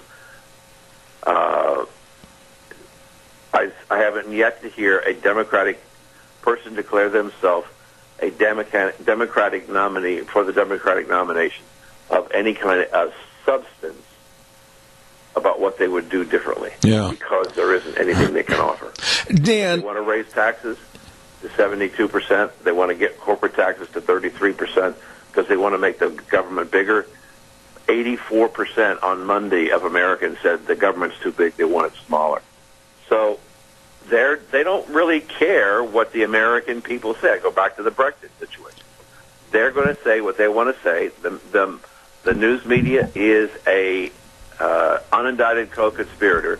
They are a direct partner in what the agenda is of the Democratic Party. But I think they're setting themselves up for a George McGovern kind of election in 2020, and they don't see it coming.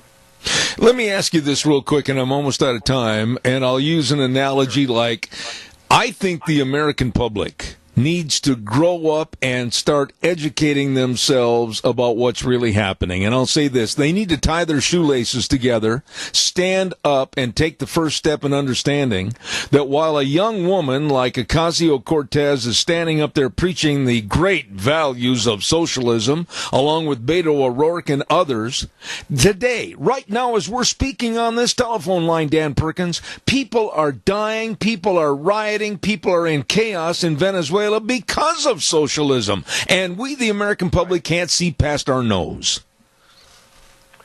We are a country of hope and dreamers. We've always been. We think that America is the best place in the world to be. It's a land of opportunity, the land of milk and honey, all of those adjectives and platitudes you want to talk about. And so what's happening is that this generation of socialists believe that the previous generations who couldn't get it to work, even like Venezuela, were doing it wrong, and they have the solution. And this time it's going to work. This time it's going to work if they just do everything that the socialists say. It's not going to happen. There is no evidence that socialism has ever worked over any sustainable period of time anywhere in the world at any time.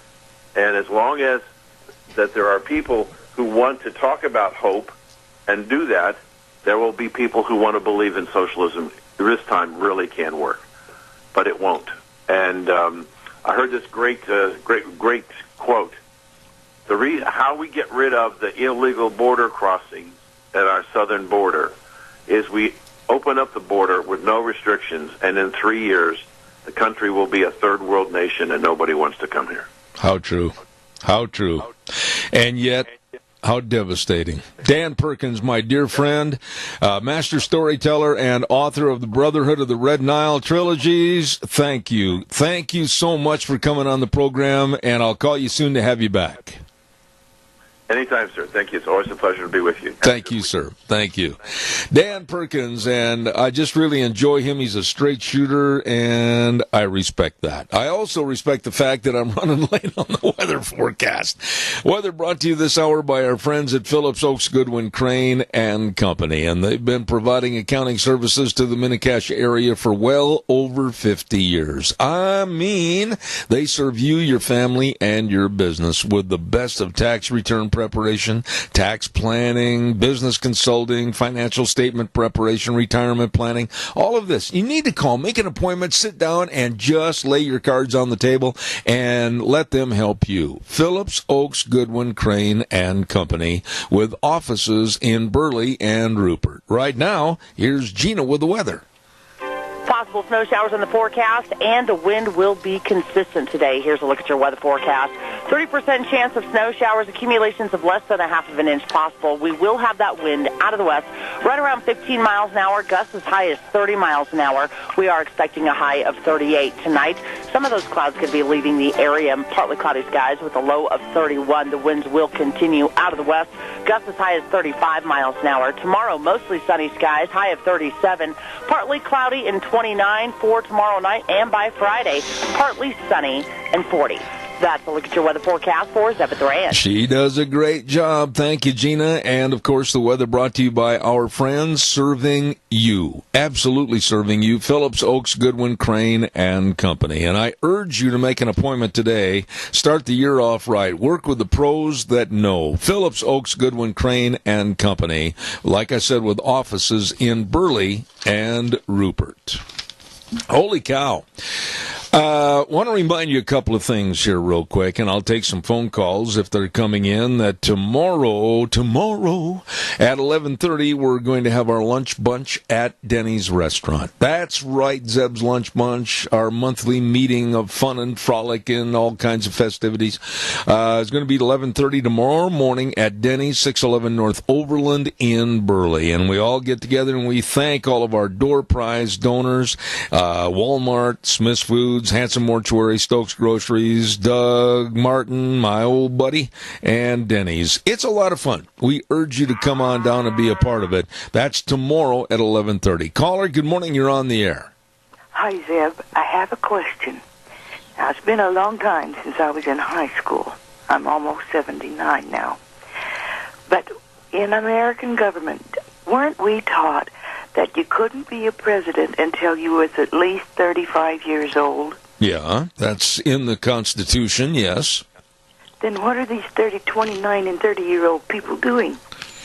They're playing to their base. They're playing to the public and laying cement on the bricks for the next 5 years when they retain and attain that age of 35 to be president of the United States. I am very concerned, I'm sure like you are, with the liberalized attitude in this country that's coming through our school systems, our colleges, our universities, our workforce of gimme, gimme, gimme, I don't want to work for it. And people like Alexandria Ocasio-Cortez are playing the fiddle loud and long for people to join on the bandwagon, remember her name, and in 5 years, look out. Well, I just have had it. So there's just been so much of all this stuff going on and everything, and I just think they better go back to school and learn some more. Well, there needs to be a lot of a re-education, if you will, and really what counts in this world. I agree with you. And by the way, you said you're 79. Well, you are a sharp lady. God bless you. Thank you so much. You bet. Thank you. Nice lady right there. Bye-bye. Calls welcome, 436-2244, 1-866-927-4587. Believe me, you take the Ocasio-Cortez's 29 years of age. Oh, that's all she's doing. She is playing this thing to the hilt, standing there, pictures taken with Kamala Harris. Kamala Harris just throwing her name in the ring for presidential nominee. And all these others, Beto O'Rourke, they're laying their groundwork. Absolutely. They're putting a structure up saying, maybe not in 2020. But how about let's wait 5 years, especially in Cortez's case. I'll be old enough and I'll be so wise to lead you to the path of destruction. Don't forget our friends at Cameron and Siemens Insurance, Highway 24 in Rupert. Life insurance, health insurance, retirement planning, and employee benefits. All of this, so much more, by people that are really accessible and devoted to serving you. All you need to do is make an appointment. Easy. Just call 436-4424. That number again, 436-4424. Cameron and Siemens Insurance, Highway 24 in Rupert. Going to take a little break. Come back in about 7 minutes with more. And this next half hour, I really want your phone calls about anything and everything. We're going to turn it into a potpourri, kind of a half hour. My guest couldn't make it on this morning, so I'll look forward to visiting with you. Zeb at the Ranch, I'll be right back.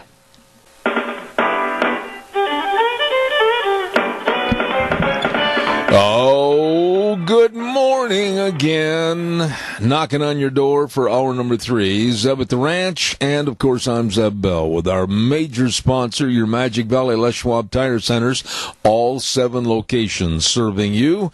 And of course, don't forget too some of our great advertisers like Burley Physical Therapy and Rehabilitation at 1263 Bennett Avenue, Suite 2 in Burley, helping you get back to being you. Holy cow, I want to remind you, too, about our dear friends at Quali's Electronics. Hello, Bruce and the gang. I'll guarantee you they're telling you to be ready for the Super Bowl, and they're having a big Super Bowl sale on their big screen TVs. Big savings on the big screen TVs for the big game, the Super Bowl. And that way you'll be able to see real close up how bad the officiating is. Anyway, be sure and check it out today. Give a great big call or stop in to my friends. They're right there on Kimberly Road going into Twin Falls. Super good people, 1730 Kimberly Road in Twin. Number to call, 733-4910. Quali's Electronics. Get ready for the big game with big savings on the big TVs. You stop in and see them today. You know, that mess on that call regarding the Saints and the Rams in that playoff game last week, it was more than obvious. That wasn't just pass interference, it was a smoking. I mean, that defensive safety for the Rams smoked. I mean, belted him. The possibly Saints receiver, and that call could have been the net result of the Saints losing that game. But we'll see what happens. I heard during the news just a few minutes ago that there is even talk about maybe appealing to the commissioner of the NFL, Goodell, which I don't think is going to go very far, as far as maybe even a possible replay of the game in its entirety. Oh, I don't think that's going to happen, but there's a lot of people unhappy about how that was taken care of. Calls are welcome and appreciated. 436-2244, 1-866-927-4587. I do not have my guest, Megan Barth, for this hour. She had to change her flight connections and take an earlier flight this morning out of Vegas, and therefore could not do my program. And we learned about it yesterday afternoon. And so therefore I'm calling on you to call me at 436-2244, and we'll talk about anything you want to. I do have a subject that I'd like your input on, because I started to make a list last evening by listening to some of this balderdash from the liberal left and these loons that are out there preaching about climate change and the complete stoppage of fossil fuels, private cars, transportation, everything. And they want it done in the immediate future. They're looking at 2024. Let's talk about that just for a minute. Can you imagine here in the Intermountain West, all of a sudden, all the property and all the people that live outside of a city limits, in other words, outside of a walking area, would be absolutely destitute to figure out how they're going to go to work, how they're going to maybe go see their son's basketball game, how they're going to go get their groceries. What in the world are they going to do when all of a sudden the liberal left, these loons like Ocasio-Cortez, want to ban and diminish all fossil fuels? Think about this. They claim that they can turn our society into a green warehouse of just solar and wind. Okay. All right. Tell me how. Tell me how, without a complete disruption and a complete tearing apart of our entire society, all the trucking companies would have to figure out a way to transport the goods and services, the food, all across the networking of this great United States. Okay? How? Without a complete, massive, multi-billion with a B cost to not only them, but also the consumers. There would be no reliable food transportation or distribution. What about farming itself? You know, this is a subject that needs to be talked about, and I think farmers and agricultural groups should stand up and say, don't be so stupid. How are they going to farm? How are they going to grow crops to feed the multitudes and be the best agricultural system in the world without tractors and any reliable source of energy to get the crops in and harvest the crops in the fall? How? What about, let's talk a little bit about the daily amenities. Maybe we need to go to the store and get clothing. Maybe we would love to have a mail system in this country, but they can't afford to because there couldn't be any deliveries. Maybe once a month like Pony Express. What about the heating of your home? What about maybe pellet stoves or the pellets? They'd ban those. They wouldn't want that going into the atmosphere. These people absolutely don't care. What about the elderly and their need to get to the hospital? What about their need for medicines? All which, of course, is dependent upon energy sources and transportation. When I listen to the total incompetence and idiocy of the liberal left and the saying, well, we've got to do this, or in 12 years, like Ocasio-Cortez, we're going to die. She's not God. And I'm extremely offended that this anti-religious person would sit there like she's a God-knowing all individual and say in 12 years we're going to die. We're not going to die in 12 years from global warming or any derivative of it if you want to say climate change. That is asininely stupid. Climate is cyclically changing. Think about that, class. It's cyclical. Has been ever since the beginning of the earth, thanks to the creation of the good Lord. Climates change. Weather changes. Weather patterns change. That's all known and recorded. We are in somewhat of a cyclical change. But gee, I'm hearing about awfully cold winters in the east right now, devastatingly having severe snowpack, snowfall, storms. It's wintertime. And this philosophy that they can alter the climate, that they know enough to take and put their hand on the thermostat and change climate, doesn't that give you a little pause for worry? What if they, these know-it-alls, basically these very backward people, make the wrong decision, and through their science they really create an oops that might never be reversed? Caller, good morning, you're on the air.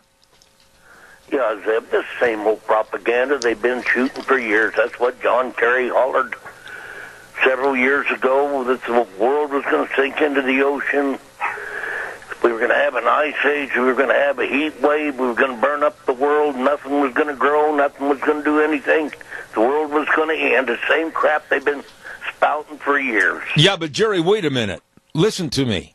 It's more serious today than ever before because of the dictates and the teachings in our elementary schools, our high schools, and our colleges, our university students that are hitting the streets and they're, we're going to die in 12 years. Who told you that? Well, Ocasio-Cortez, and she knows more than anybody. They're being led by the nose by stupidity. Even our local newspaper, the Times News, has fallen into the trap of accepting through their op-ed boards of accepting global warming and climate change as the end-all be-all. Have you seen much truth in the Times News in the last... It doesn't make any difference, Jerry. Even our governor, and I'm going to have him on the air next week if I can get him on, has said climate change. And I'm going to talk to him about it because you know what? Here's a simple question. Answer this, Governor Little, or anybody else. What do you want? What do you propose to change the climate and how? That's where I'm going to pin them down because you know what, Jerry? They don't have any answers.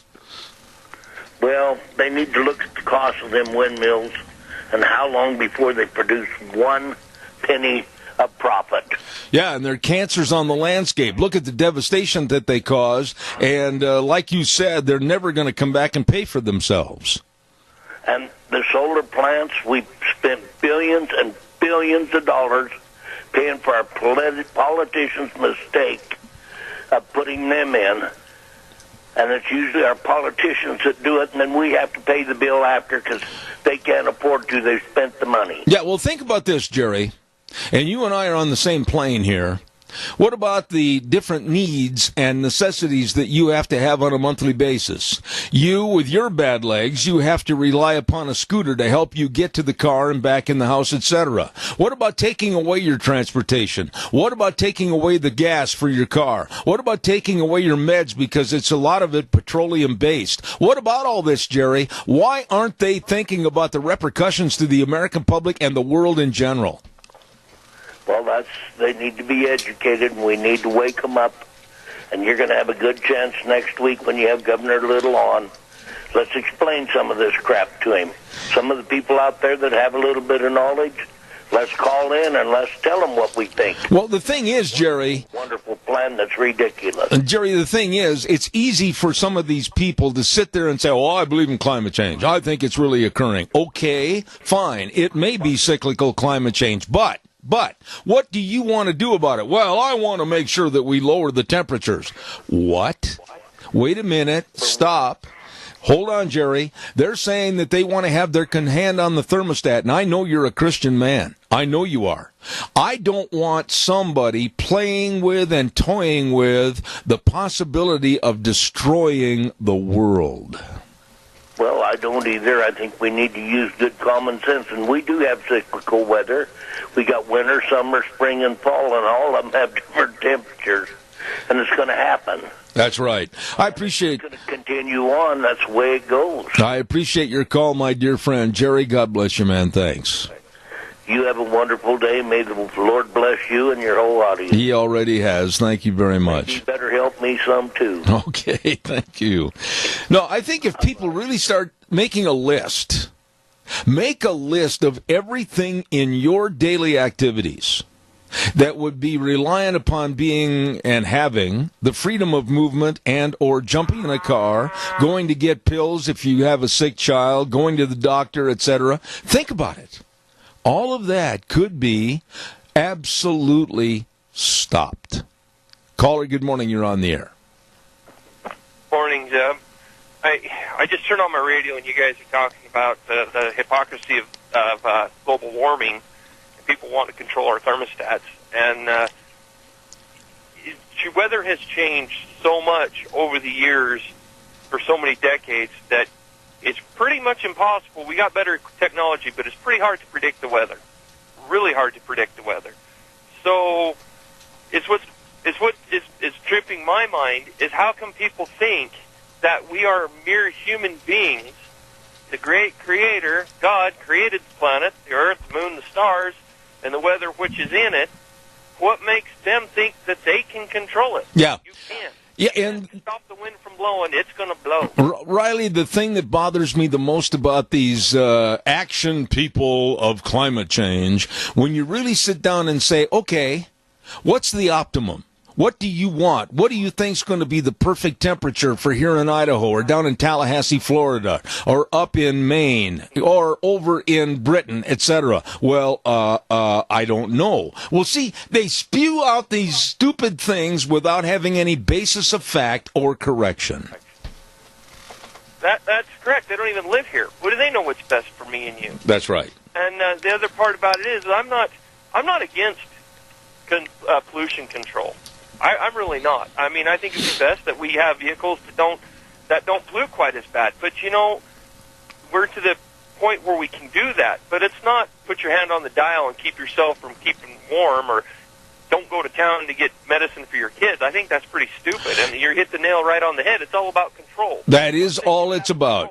Absolutely. It's all about control, and it's all about taking freedoms away from people. And anytime some group or some individual says that I have the answer and I want to put my hand on the thermostat, we'd better get rid of that person.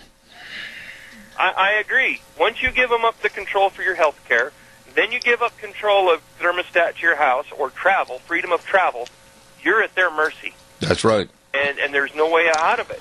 And unless we wake up and realize that as a nation, as a whole, we're in trouble. I got to let you go. All right, Riley, thank you. God bless you for your call. Thank you much. Callers, good morning. You're on the air. Hi, Zeb. How are you? I'm good, Gary. How are you? When you first came on the radio, and I moved back here about 20 years ago, or close to that, I always harped on the Bolshevik Revolution because I know what I'm talking about because our family was caught in it.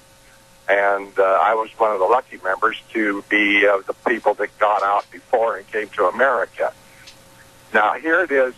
I'm going to jump on to one other thing, but in 1949, this week, we were under 50 feet of snow here. The cows walked over the corral post. We had a huge winter all the way from Nebraska to Idaho until you could stand on the drifts and touch the power lines. You wouldn't want to, but you could have.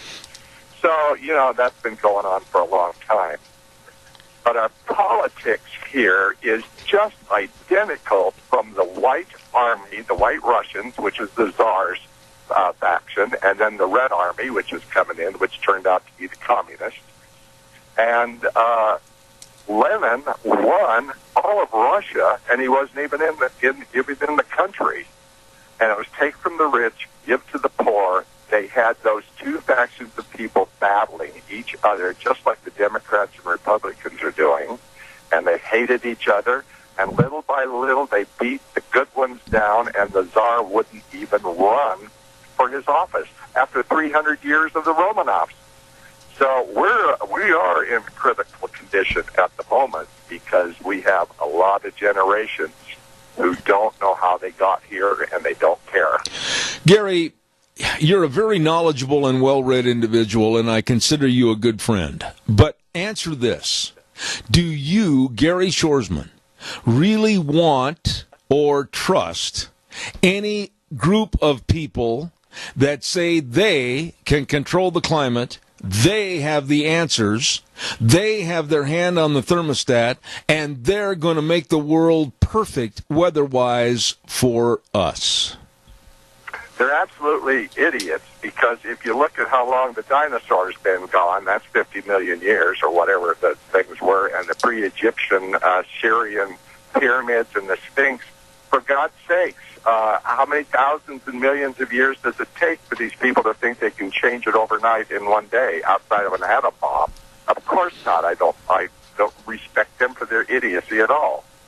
The thing that I'm concerned about is most people, Gary, and I said this in my opening remarks on this half hour, most people don't realize the trials and tribulations and the devastation that these changes would make to the American public and the American way of life. There wouldn't be any American way of life. There wouldn't be going to the basketball game. There wouldn't be going to the grocery store. There wouldn't be farming in the field with the John Deere tractors that are necessary to use to try to feed the populace. There wouldn't be any mail delivery. There wouldn't be any distribution of goods. We would be living and possibly entertaining the thought of trying to walk to a major commune, leave our property destitute out in the desert, and living in hordes in major communities like L.A.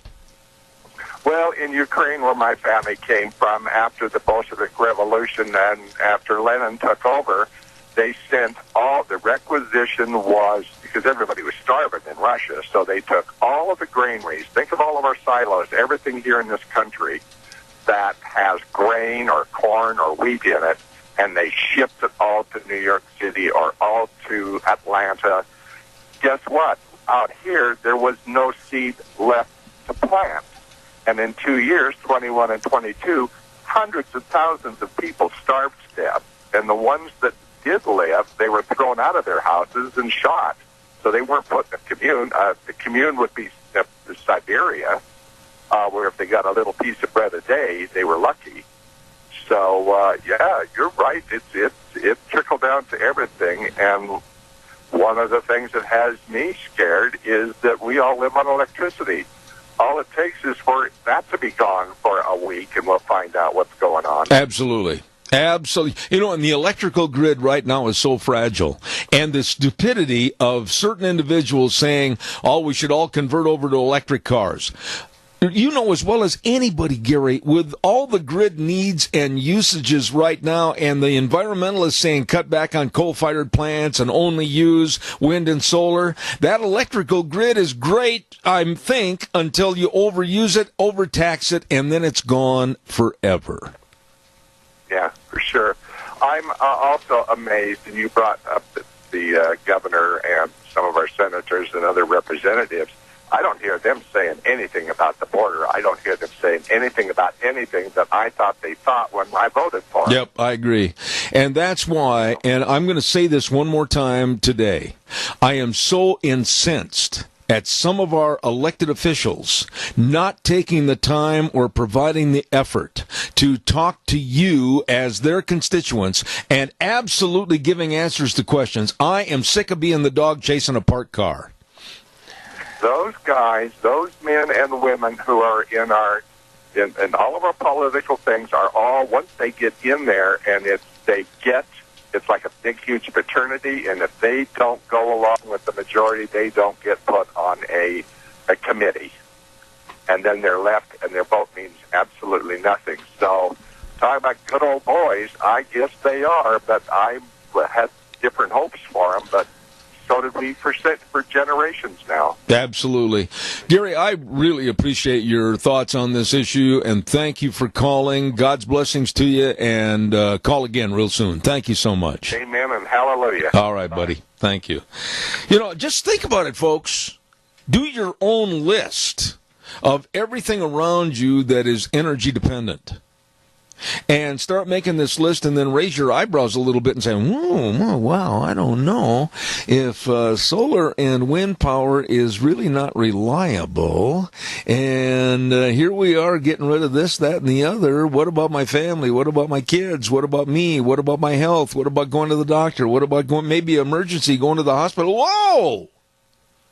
You better start worrying about these things, because people like that young woman, that foolish girl, 29 years of age, and absolutely has no knowledge of anything going on in the real world, as she has never had to fend for herself, provide for herself, never had a business, doesn't understand anything, no family, her kids of her own.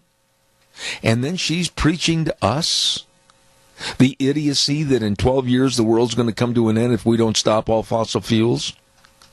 Give me a break. Please, please, don't be that dumb. We're going to take a little break right now and send it back over to Wheels. Before I do, I again want to mention to you that Lunch Bunch is going to be tomorrow at Denny's Restaurant, 611 North Overland in Burley, our monthly Lunch Bunch. And again, our thanks go out to Walmart, Smith's Foods, Hanson Mortuary, Stokes Grocery, Doug Martin, Denny's, all these good folks. Going to be a lot of fun, 11:30 tomorrow at Denny's Restaurant, America's Diner. Wheels, all yours. And now, back to Zeb at the Ranch on AM 1230 KBAR. To reach Zeb, call 436-2244 or toll free 1-866-927-4587. And now, here is Zeb Bell. There's a young man that has been on my program, I think, for at least, off and on the last 8 or 9 years. And he has been an analyst for the Clarion Project regarding terrorism in this country. And recently, was on a trip to the Middle East, and oh my goodness, did I find what he had to say fascinating about literally proving the Bible.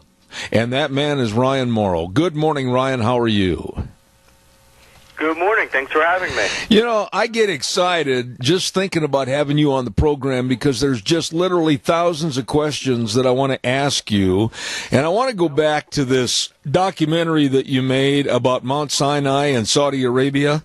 Wow. I mean, please tell me, for my education, how did you and your group, how did you ascertain that you basically were walking in exactly the same place as Moses? Well, we weren't the ones that found these specific locations in Saudi Arabia. There had been some reporting about this over the previous decades. The problem is that outsiders who visited northwestern Saudi Arabia to try to investigate this theory were being arrested. So there was a handful of people that were arrested, some held for over 70 days, and they had all of their stuff taken. Slowly, some grainy, because of the technology at the time, some grainy photos and videos started coming out of some of these sites that were allegedly linked to Moses and the Exodus story. And so that captured some interest, but it didn't really get mainstream attention because just no one had access, and you needed good quality product in order to try to prove these assertions. As more people got interested in this, the theory kind of grew, and it came to my attention when I was really a kid, and I got really interested in it. And to make a long story short, I had an opportunity to go. I took that opportunity. We succeeded in reaching these multiple sites in northwestern Saudi Arabia that are patrolled by Saudi police, that are fenced off by the Saudi government, or the locals just won't let you near them because they're of such importance. And we got unprecedented footage that we have now released to the world, and finally, for the first time, is getting mainstream attention globally. You know, Ryan, again, I don't mean to beleaguer this issue on finding it, but what kind of a roadmap or what kind of a, and again, please respect me for this, treasure hunt map or whatever did you use to realize and pinpoint where basically a lot of these biblical areas were? Well, basically, if you follow the Bible just as you described as a treasure map, it's very, very specific. It's not your typical religious text. It's also a history book that's designed to be treated like history. And so there's very specific details that you won't notice in the book of Exodus and elsewhere because you don't relate to them. So they'll say they moved east, they moved south, they moved west. It'll describe the area. And then there will be sources like Josephus, historians outside of the Bible, that will reflect what tradition has said about additional details. And so you put all of that together, and you can actually get pretty detailed, pretty specific descriptions of where a lot of these sites from the Bible are located.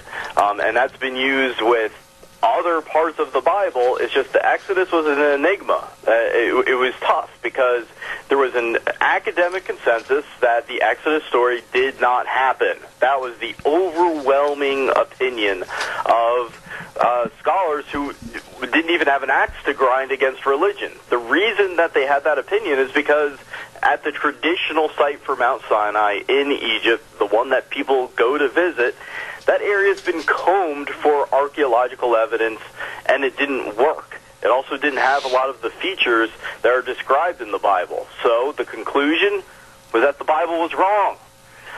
So this new theory that we simply were looking in the wrong spot started developing, and so now we've got good high-quality video out there of what we think may be at least part of that Exodus route from the Red Sea crossing to Mount Sinai.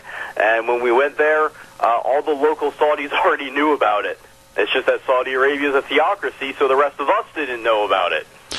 I can't imagine, and I said this to you the last time you were on the air talking about this, I can't imagine, as a Christian, walking and sitting down on a rock and thinking, oh my, I'm sitting actually right where Exodus and all the Jewish people had to flee from Egypt. Wow. I mean, what kind of a feeling does that give you? It's hard to describe because every word that I want to use is so inadequate because it's overused on a daily basis, right? So if I say, oh, it's amazing, it's astonishing, well, it doesn't do it justice because people hear that in context to other things. It's incomprehensible is really the word. And what's more incomprehensible is that everything is bigger than I expected. Like you go to these places, and because these events happened so long ago, you wouldn't expect it to be so visually stunning. Like the area where the golden calf worship happened, or the area where Moses struck the rock and the water is said to have poured forth and formed a lake. All of these events, if we have the right spot, was in like it just happened in a more dramatic, bigger fashion than we might imagine from reading the Bible. And so that really impressed me. And you're like, yeah, looking at this, I can see why this would impact millions of people that lived there at the time. And then as I say in my documentary, which by the way you can see online, it's called Finding the Mountain of Moses. It's on YouTube.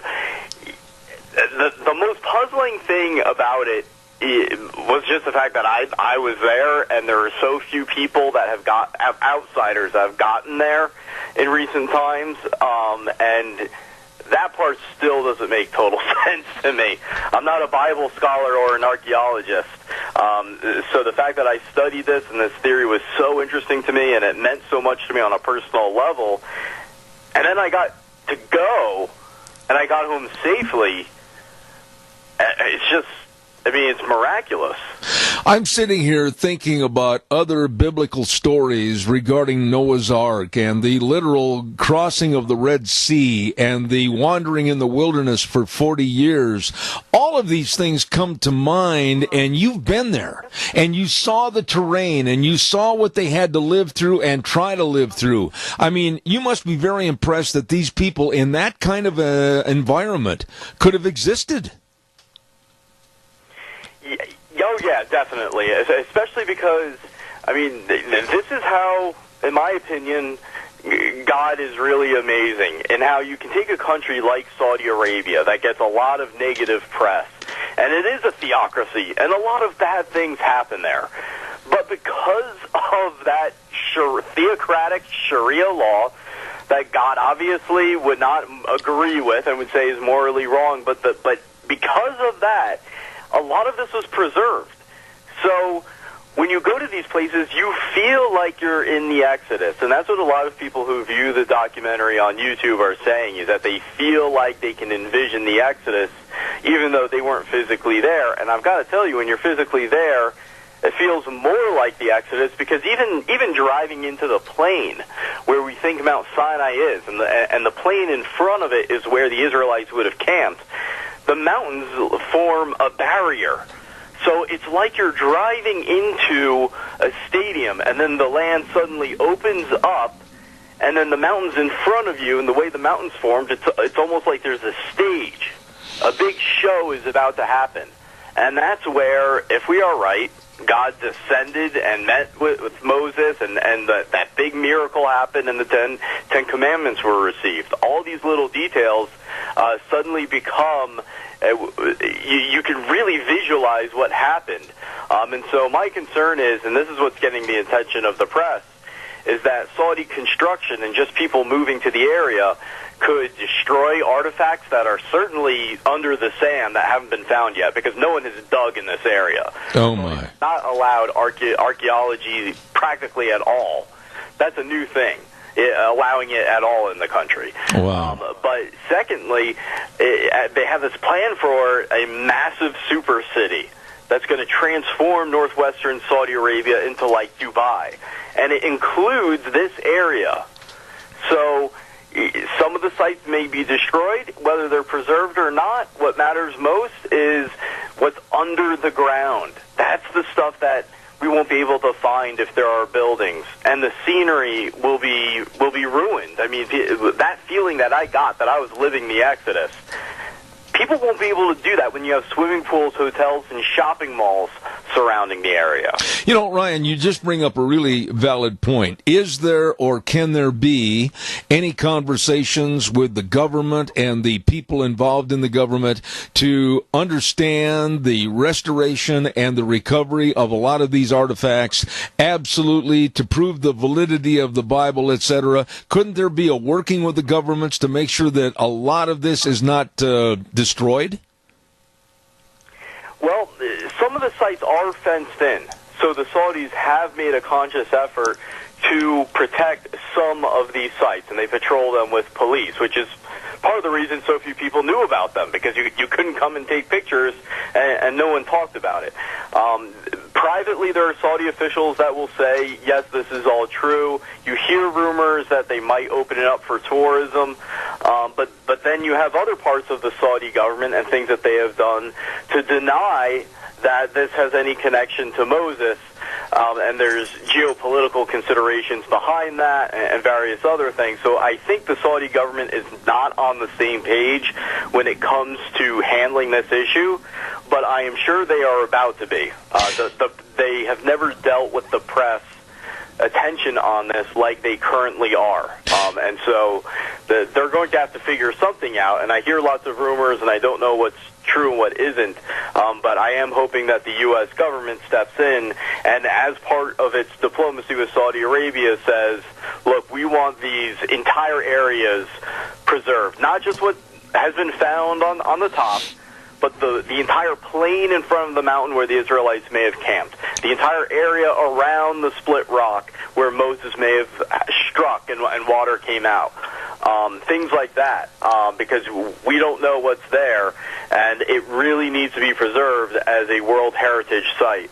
So that's what I'm hoping. There's some misleading headlines out there making it sound as if I said that the Saudis are going to bulldoze the entire area, including the mountain. I don't think that they're going to destroy a gigantic mountain.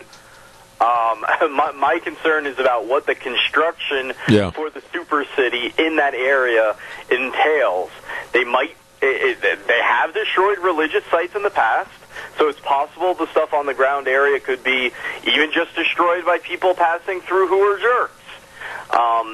But my main concern is about what's under the sand and ruining the scenery, because this should be one of the top-tier tourist destinations for people of all faith or no faith at all around the world. Absolutely. Let me ask you about, I'm looking at a picture right in front of me of the land and the topography, the mountains, etc.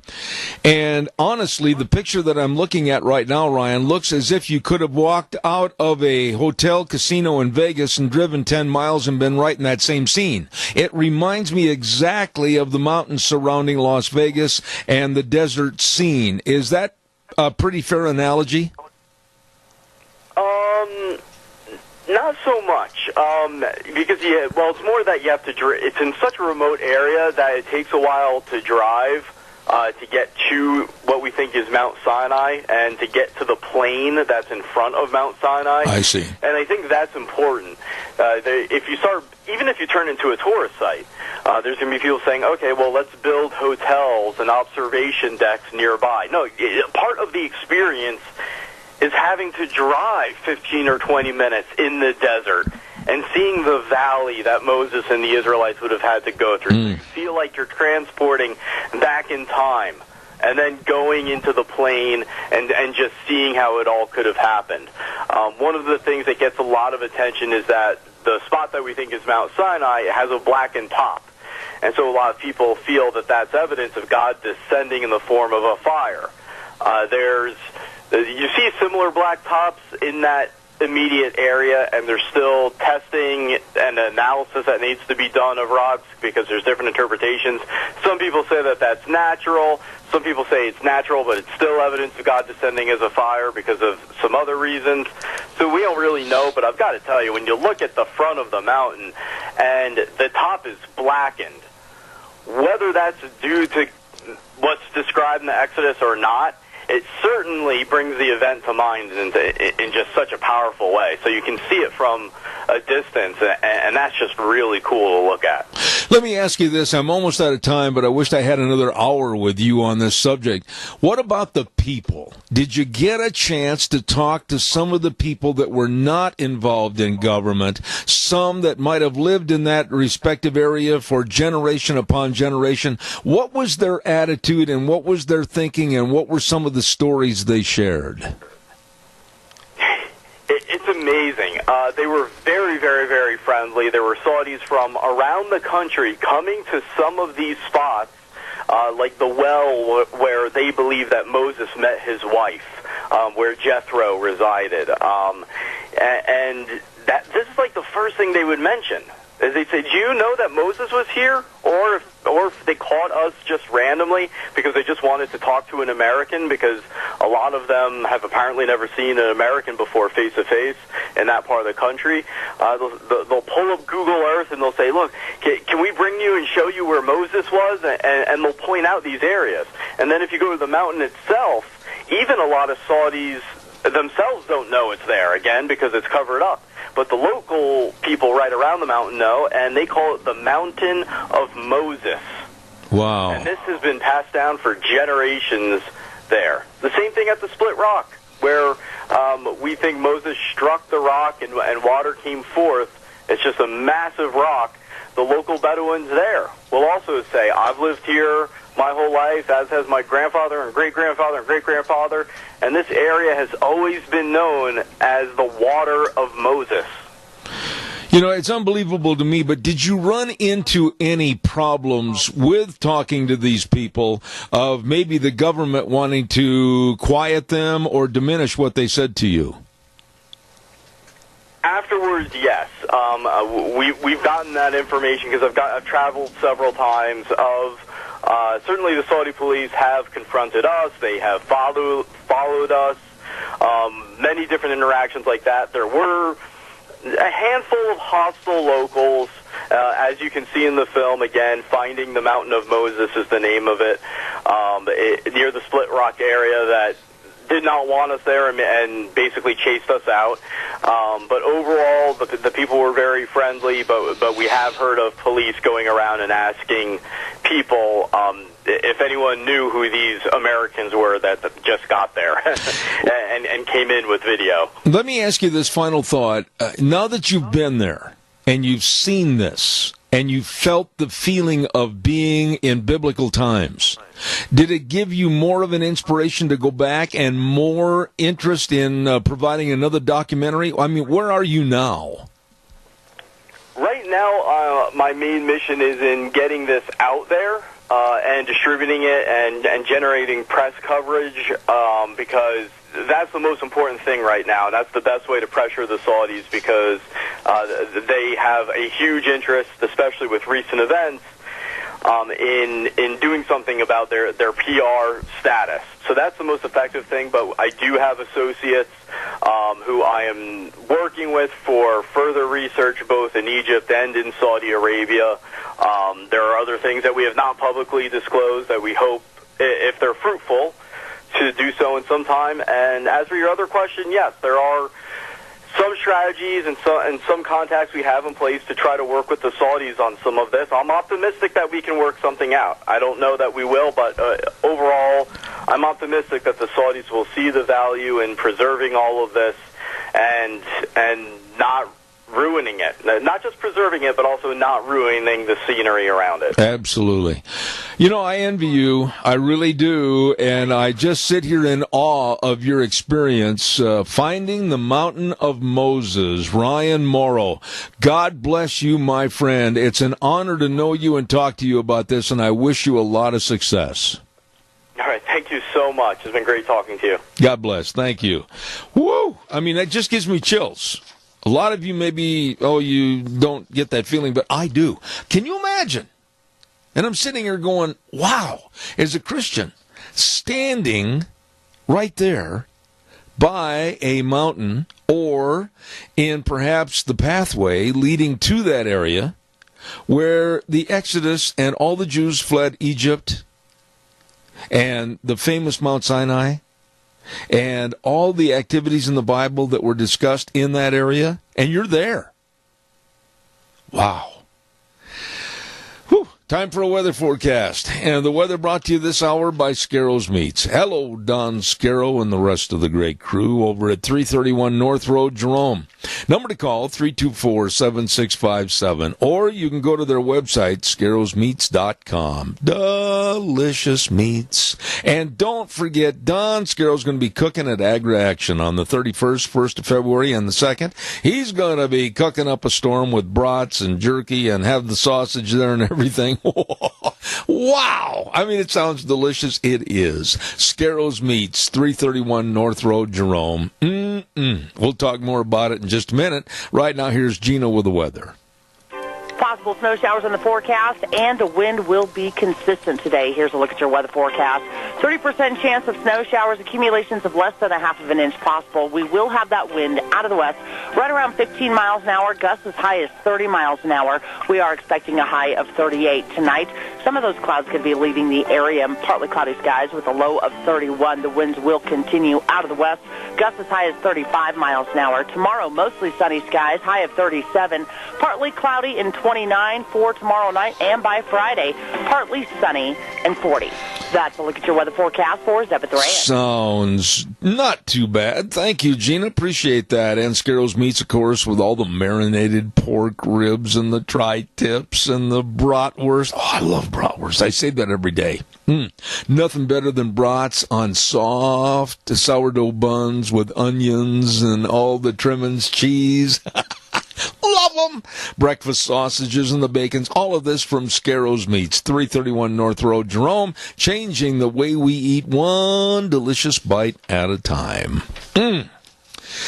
All right. Hey, what's cooking tomorrow? Tomorrow's Thursday, and that means that we have the open forum in the first hour, and then we're going to have our chamber report with the rapid fire Sarah Seymour, and then of course Rita Ramsey's going to be on the program, Starving to Death, Cassia County School System. We're going to have representing Cassia County School Days tomorrow, Transportation Director Jim Hamilton's going to be on the program, and then let's see, we've got Holly Rowe on the program. Holy moly, we got all kinds of things coming up tomorrow, and we want to urge you to remember that tomorrow also we're going to be leaving just a few minutes early to get on the roadway and get down to Denny's Restaurant at 611 North Overland in Burley for our Zeb's Lunch Bunch. It's our monthly gathering, and we urge all of you to be in attendance. Going to be one heck of a lot of fun. Always is. Thank you much.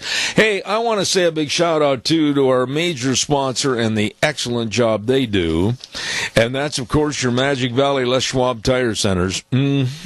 All 7 locations. They're there right now, helping you with the best of tires that can meet whatever the road throws at you. You better believe it. For your car, pickup, SUV, you stop in and see them today. All the tread design, all the sizes, everything. Tires like the Road Control and the Reputation tire. And then for your pickups and SUVs, the best all-terrain tire, the Open Range AT, and so many more. Along with the best of brake service and front-end alignments and shocks and struts and batteries. Oh my goodness.